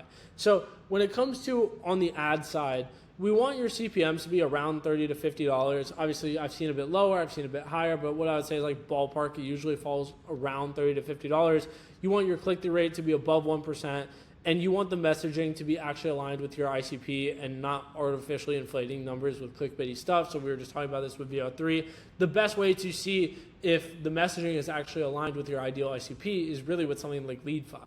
So you can see the actual financial qualification of these people. When it comes to KPIs on the landing page, you want around 3 to 5% of people who hit the page to book a qualified call. You want the VSL to be consumed at above a 25% engagement rate. You want there to be no major application drop-off. We talked about this in the second phase. And then the main thing here is the cost per call. So what I would say is like around $150 to $250 is like a ballpark range. Obviously, if you're in like a really small niche, it might be a bit higher. If you're like running really broad ads to like a mass market B2C offer, it might be a bit lower. But what I would say is like you just want to financially model all of your best and worst case scenarios and moderate case scenarios so that way you know it's tolerable. As when it comes to the segue from marketing to sales, what I would say is that about 70 to 80% of the calls you should be keeping in terms of like them not being canceled, and you want the leads to actually be decently responsive. Again, LeadFi helps with this a lot in terms of like finding out what percentage of leads coming through your funnel are actually financially qualified. What I would say is of the calls remaining, you want to see around a 40 to 50% show rate. And you want to see if the leads are like bought in, higher intent, well-framed, etc. If they're not, it usually has to do with things further up the funnels, like the ads, the landing pages, thank you pages, etc. And then when it comes to like the sales call stats, we shoot for like at least a 25 to 30% close rate. You want to have like a high cash per call. So I would say like at least 70 to 80% of the PIF price. So if you have like a $5,000 offer, you would want to be collecting around $3,500 to $4,000 average cash per close. And then another KPI, which I wouldn't say is like set in stone, but if you can liquidate 25 or 30% of ad spend from downsells, it helps your margins so much just because you can tolerate way higher cost per calls if you're able to liquidate 25 or 30% of your ad spend from downsells. And really all you need to make this possible is just a pretty scrappy sales team and like a pretty solidified process when it comes to how you liquidate downsells. But those are just some overarching KPIs. So the next thing I want to talk about is maintaining congruency throughout the entire customer journey. So like I said earlier, when you're starting out, you're at a disadvantage because of your lack of context and data, so you need to make up for it with dialed in messaging. So this is just an example. I always see his ads and I know he's crushing, but their messaging is such a good case study of just knowing your ideal customer in disgusting levels of depth and really like hitting them where it hurts. Like what I'll say is that I'm not an out of shape guy in his 30s and 40s, but if I was, these ads would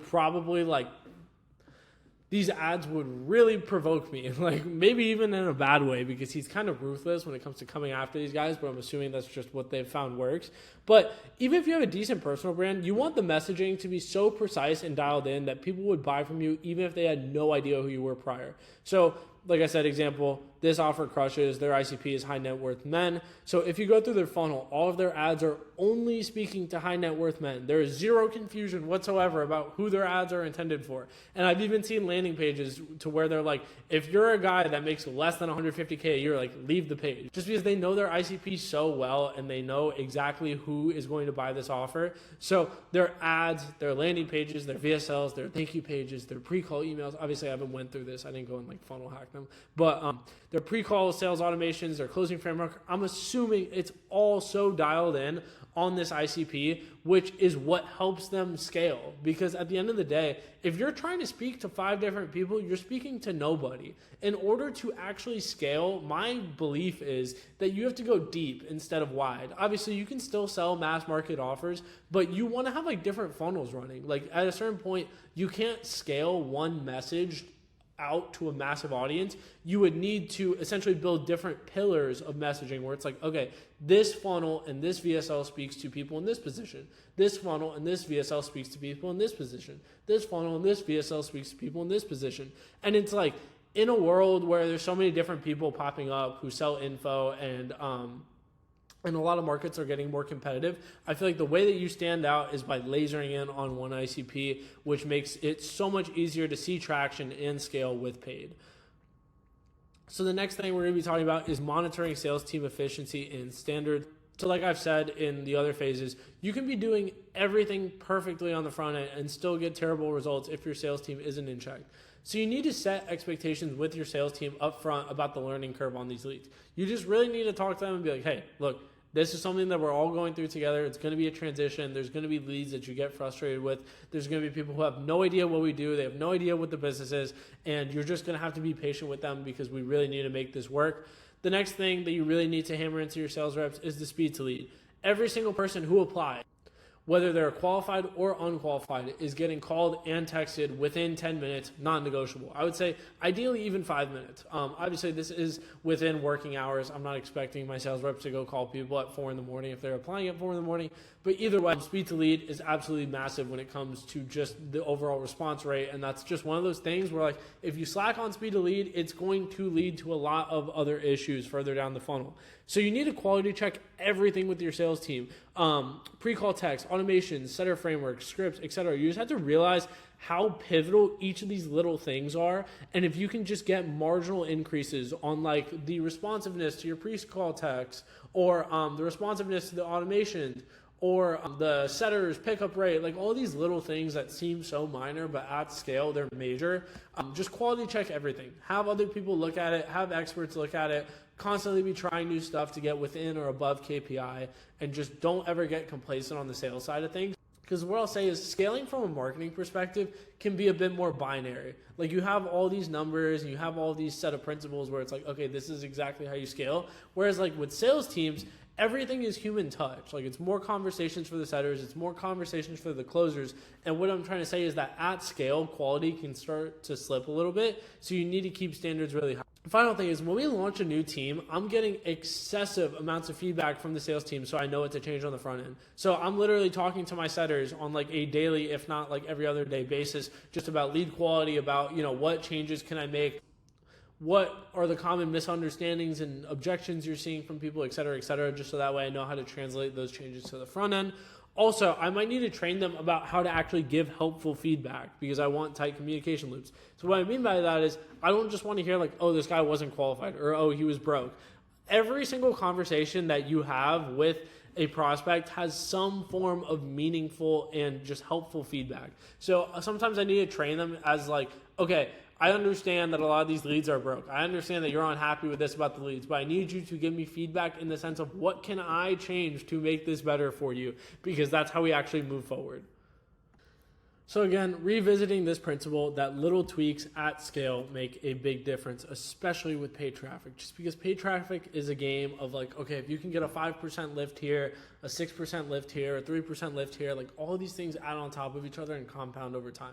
So little things like getting your show rate up, which isn't really a little thing, it's actually a really big thing, but getting the number of PIFs or cash collected per close up, having a variety of financing options, cleaning up 20-30% of ad spend with downsells, testing new landing pages, application structures, et cetera, et cetera. They might be marginal tweaks alone, but compounded on top of each other make a massive difference at scale. And let's say, even without making these little changes, you're at like a 3-to-1 ROAS, but you go and make all these little changes and you get these little lifts across the board and you get up to like a 4-to-1. That just buys you so much breathing room when your ad costs go up or when your close rate goes down. All these little changes that you can be proactive about making are essentially just helping you buy stability and basically buy breathing room for when stuff inevitably starts to trend downwards. So again, if you're launching paid for your offer for the first time, you need to do literally anything within your control to stack the deck in your favor. And this is a great example. Getting your numbers up across the board just to help your odds of seeing higher profitability is 100% necessary. Okay, so at this point, I've done a lot of yapping, but I haven't actually shown you how to launch your ads. Let's talk about that. So please take this with a grain of salt because there's nuance for every situation. I'm just going to try and give you general rules because that's all I can give you in this video. So what I would say is I usually start with a CBO around a $700 to $1,000 a day budget, depending on how comfortable you are with, just being a little bit more aggressive. I usually do 3 ad sets. One's going to be a warm stack, one is going to be an intro stack, or like a lookalike stack, and then the other one is going to be broad. We're going to do 8 to 10 creatives per ad set, and then we're going to do all the combinations of body, copy, headlines, etc. So this is pretty self-explanatory. If you've never run paid ads before, it might be confusing, so let me just explain it. So the $700 to $1,000 a day budget in a CBO, this just means that, hey, you're giving Facebook $1,000 a day to go spend, and Facebook is going to allocate it as it sees best.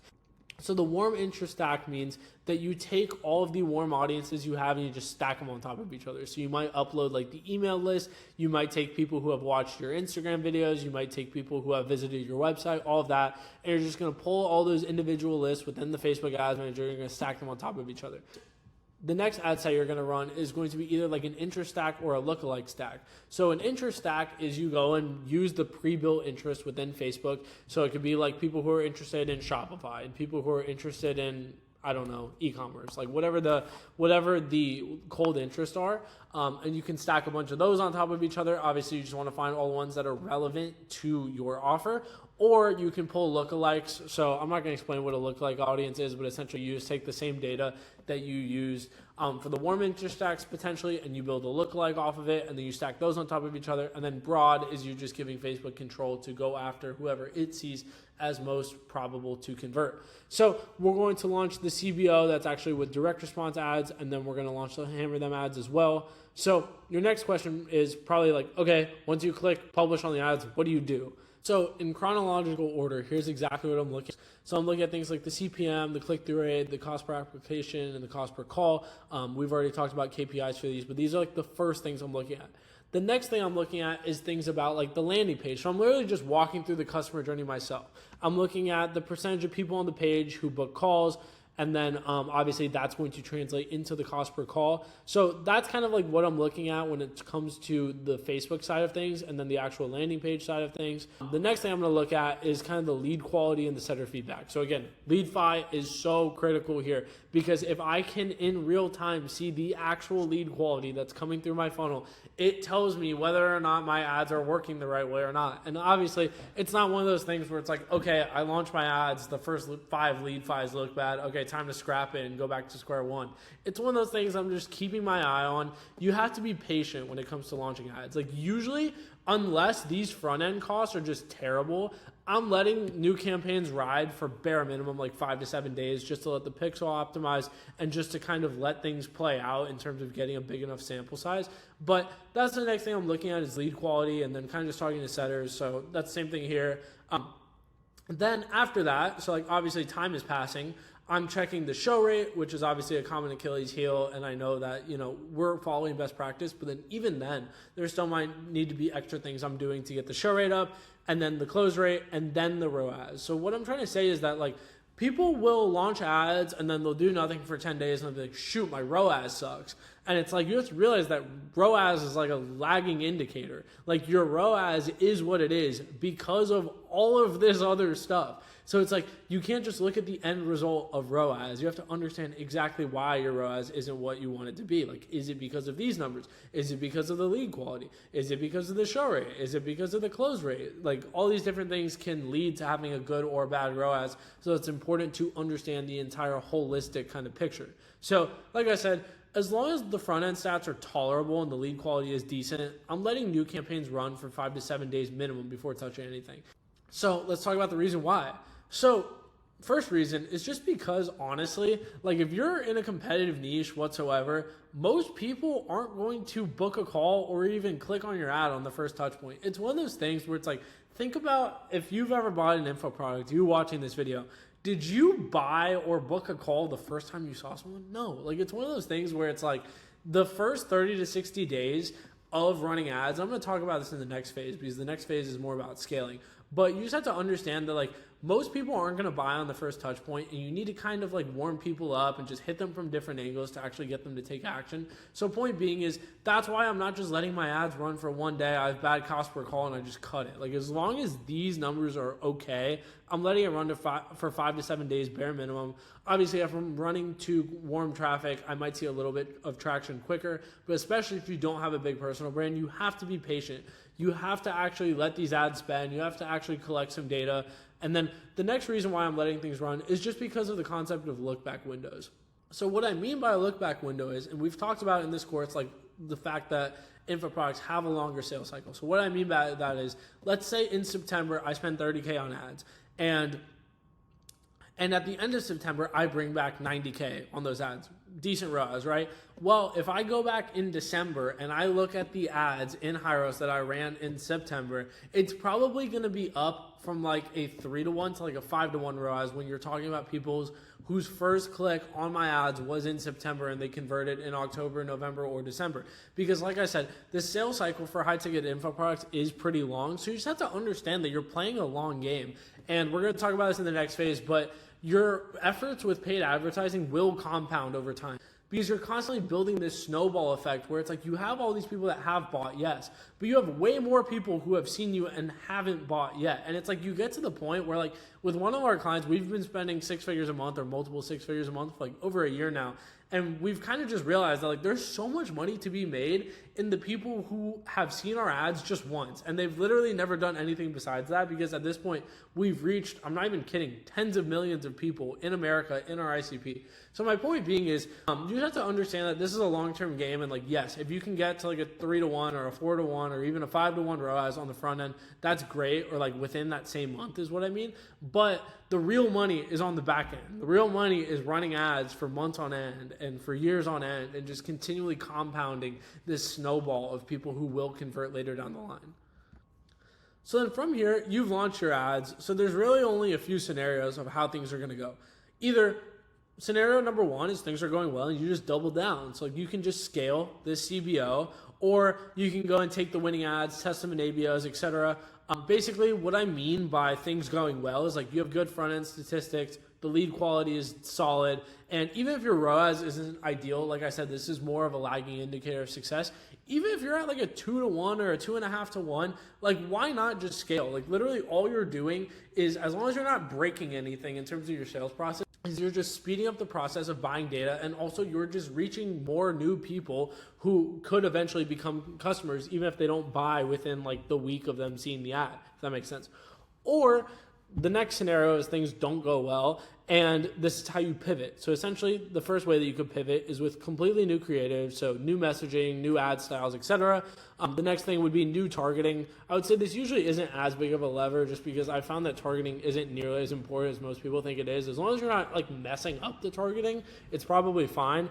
And then option number 3, or C, I guess, is this is honestly pretty common, is just re-optimizing the VSL, landing page, and application. So what I'll say is that A and C are definitely the most common. I would say B usually isn't as big of a lever, but usually if things aren't working, it has something to do with letter A or C.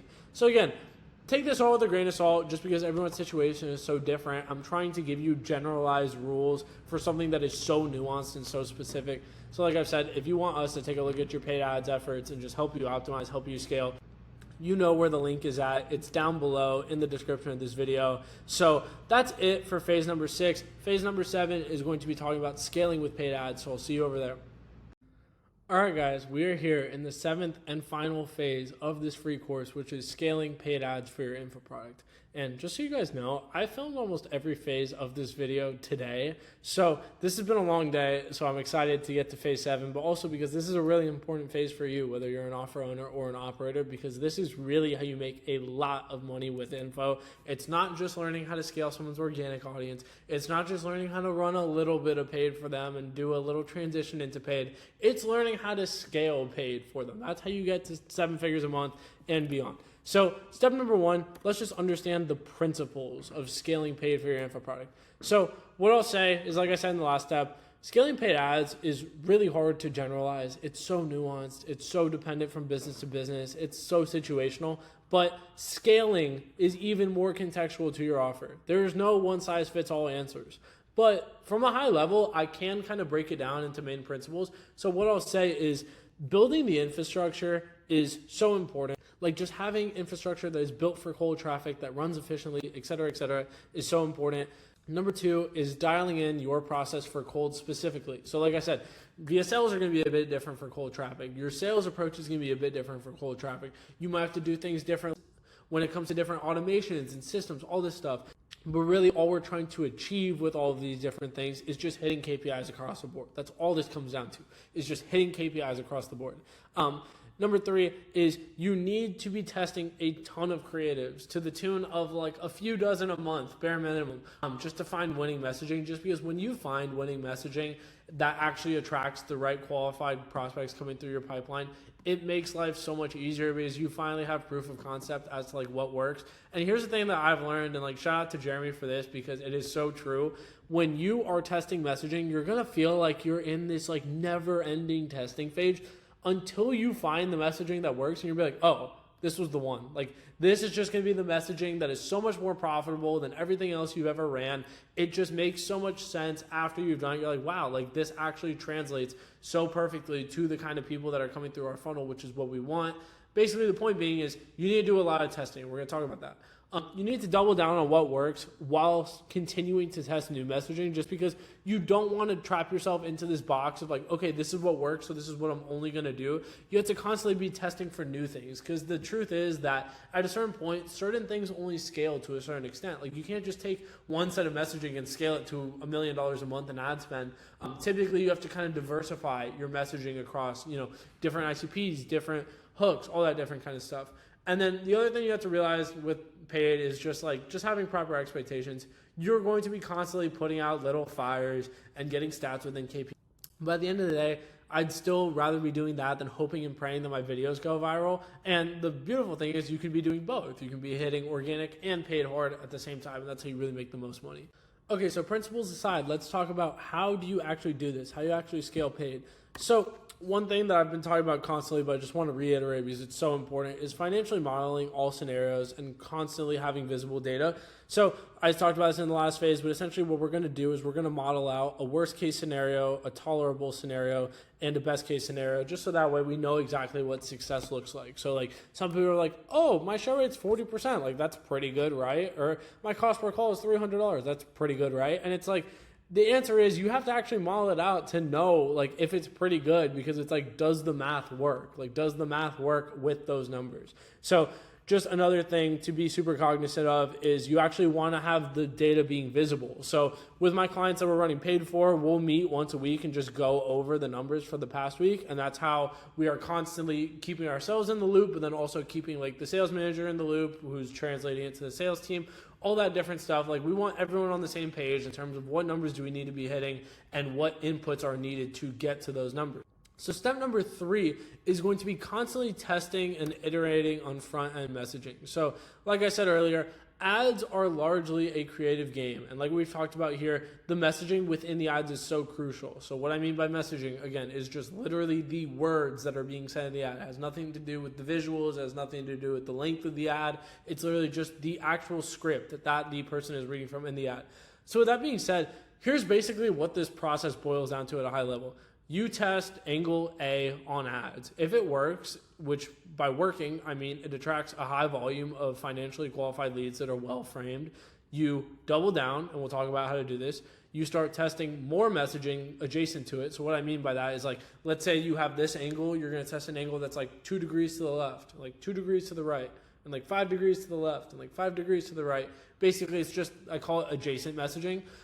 And then you continue testing completely unique messaging to find the next thing that's going to hit, because you can't get so trapped in. It's like, okay, this is what's working, nothing else is going to work, because odds are there's something else out there that is going to actually work better. You just haven't tested enough to find it yet. So if you test angle A and it doesn't work, you don't just completely abandon that messaging forever. You just pivot around it and keep testing more adjacent messaging until you find creatives that hit. So what I mean by that is, if you try angle A and it doesn't work, you can try angle B and angle C, but also like remember to come back to angle A at a certain point, because it might have just been that you didn't hit it exactly the right way. You might need to hit it like 5 degrees to the left or 5 degrees to the right. What I mean by that is just like slightly different iterations of that messaging.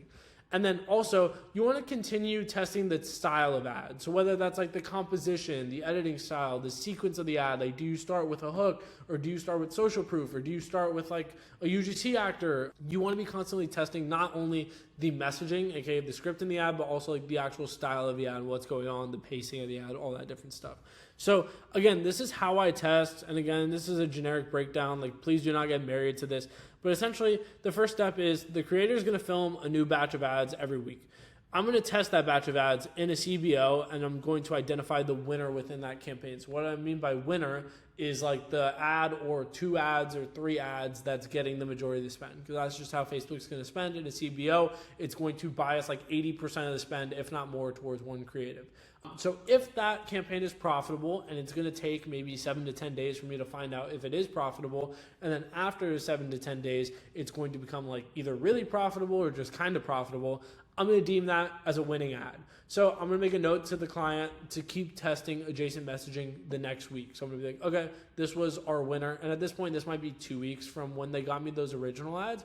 But I'm going to be like, okay, this ad's working well. Like, let's test some more ads that are adjacent to this.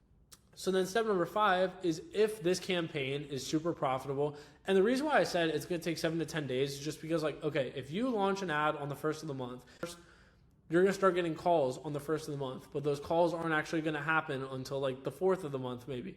And then unless you're closing like the very first people you're speaking to, it might take until like the 6th of the month that you actually get the first close. And then it's like the calls are just rolling in every day, and they're usually like 2 to 3 days out. So that's why I'm saying you have to be patient enough to let things ride for like 7 to 10 days without having a ton of feedback.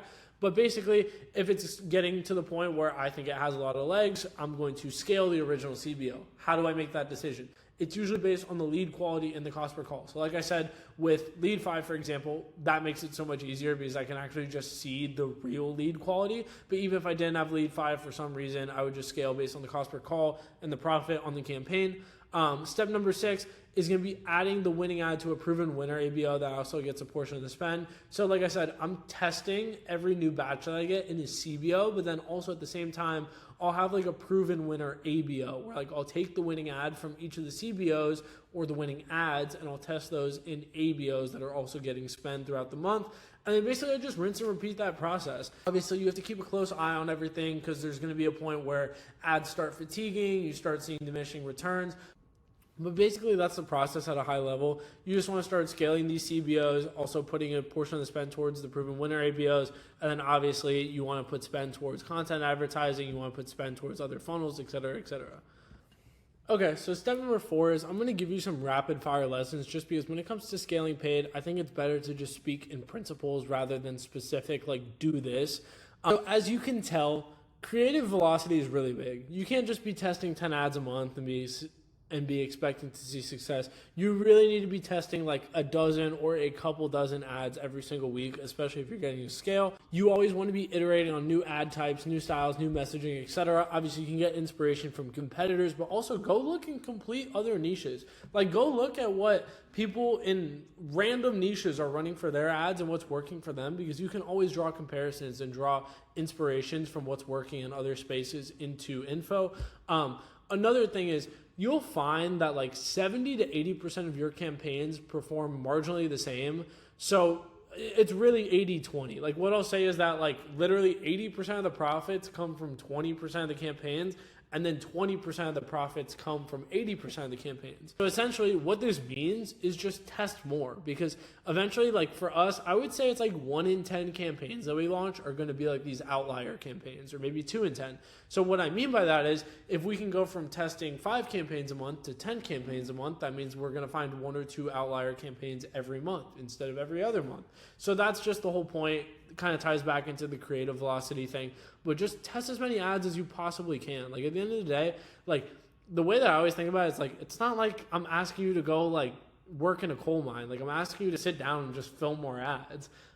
Another thing to really keep in mind is you need to know and monitor KPIs like the back of your hand and be cutthroat about addressing them as soon as possible, as soon as they start to stray out of KPI. So even little things like, okay, our show rate is down 6% this week. What are we going to do to get it back up? Because you don't want to like get in this really passive state of mind where you're like, okay, my show rate's down, my close rate's down, my cash per call is down, now my cost per call is up, and all of a sudden I'm unprofitable. Like you want to really catch these things as they happen and just be cutthroat about addressing them and just making changes and just continually rigging the deck back in your favor.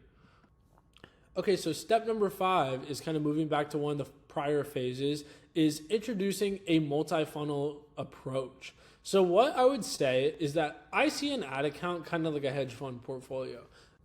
You put X dollars in and you receive X dollars out with the current campaigns that are running. So with that being said, each campaign is like an investment, and ultimately the goal is to get an aggregate return of the portfolio as high as possible while minimizing the downside risk. So like we talked about in phase number 5, you don't want to just go all in on one funnel because you're really going to feel that volatility, or at least that's not my approach. I'm trying to diversify my spend across multiple funnels, and I'm trying to get each of them profitable on their own, because typically if I have 3 funnels that are all profitable and all running simultaneously, it's going to help the aggregate return of the portfolio, aka the ad account, while also minimizing my downside risk because I'm not all in on one funnel. So with that being said, this leads to a big argument for diversifying your spend across multiple funnels, and let's talk about why. So here is just like a little distribution I pulled from the internet about the distribution of a hedge fund. So essentially, like what this means is just like your returns are always going to fall somewhere in this median, like whatever it is. I would say for a high ticket offer, your median ROAS might be like around a 4-to-1. So like maybe you get like a 2.5-to-1 on the call funnel, but every time you run a webinar, you get like a 4-to-1. And every time you run a challenge, you get like a 6-to-1. And you know, your low ticket funnel is producing like a 3-to-1. What I'm saying is that you diversify your spend across the board and you get like an aggregate return. But you see here, it's stable. Like all these different lines are different investment vehicles that they're using. So what I'm saying is, instead of just having one graph where like it can fall down like a house of cards, it's better to have that stability. So when it comes to the argument for diversifying your spend across multiple funnels, let's talk about it. So here's what you have to realize.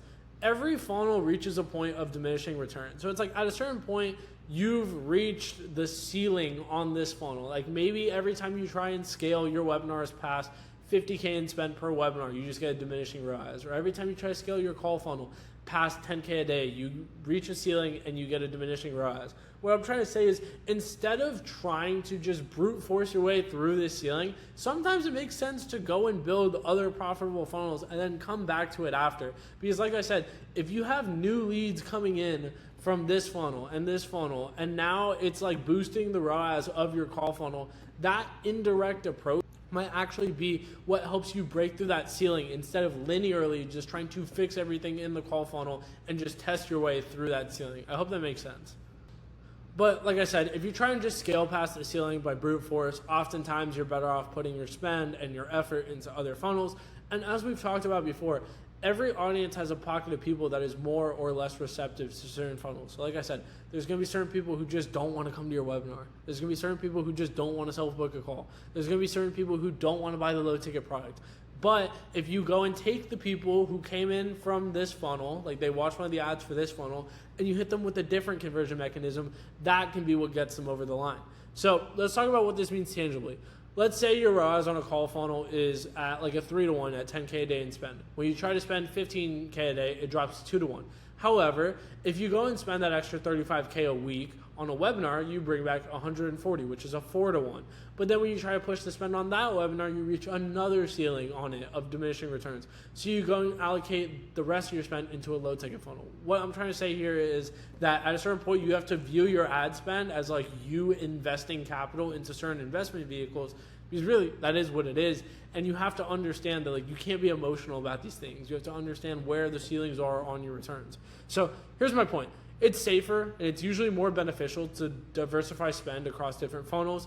If you can scale with the multi-funnel approach, you'll be bringing in more leads that will go and convert in other conversion mechanisms, which means overall more scale and a higher ceiling. And it's one of those scenarios where a rising tide lifts all ships if you do it properly. So what this turns into is you dial in one funnel's infrastructure. Like let's say you start with the call funnel, then you spend until you find the ceiling, and then you dial in the next funnel's infrastructure, and then you repeat, and then you do that until you have like 2 or 3 profitable funnels running, and then you go back to those funnels and you see what tweaks you can make to potentially raise the ceiling. So I hope that all makes sense. Let's get to step 6, which is long-term thinking with scaling. So again, I want to speak in principles. Principle number 1 is accounting for sales cycles and look-back windows. So we kind of talked about this a little bit in the previous phase, but just because your ROAS is at a 2 or 3 to 1 on a 30-day time frame, leave it running and continue to optimize and scale just because of look-back windows. So what I mean by that is, like I said in the last phase, is if I spend $30K this month of September on ads, maybe I bring back 90 at the end of the month. But when I go in December and look back at all the leads that came in through my September ads, it's probably closer to like a 5 to 1 when you account for that look back window. So the point is you want to just try to keep scaling over time as long as you're at healthy profit margins. And honestly, at a certain point, you can make the argument that if your profit margins get too high, like let's say the average profit margin of like a big info business is like 40%. You could honestly make the argument that if your margins are at like 60%, that you're not spending enough and you're almost capping the growth of the business because you're afraid to keep spending and taking risk into basically building the long-term, long tail of that profit. I hope that makes sense. The next thing is when it comes to sales cycles is you can actually shorten sales cycles by doing things with new conversion mechanisms, retention marketing, etc. So like I said, it's an inherent thing that sales cycles are going to be a bit longer for a high ticket info product. But with that being said, there's definitely things that you can do to shorten your sales cycle, which ultimately just speeds up the cycle of you getting back a return on the money that you're spending. So principle number 2 is kind of just visualizing this snowball effect and your ROAS compounding over time.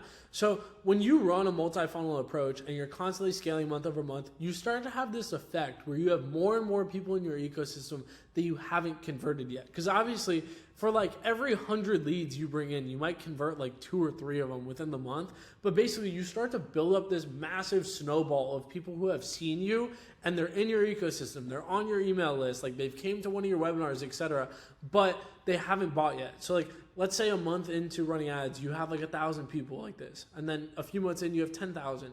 And then a few months later, you have 100,000.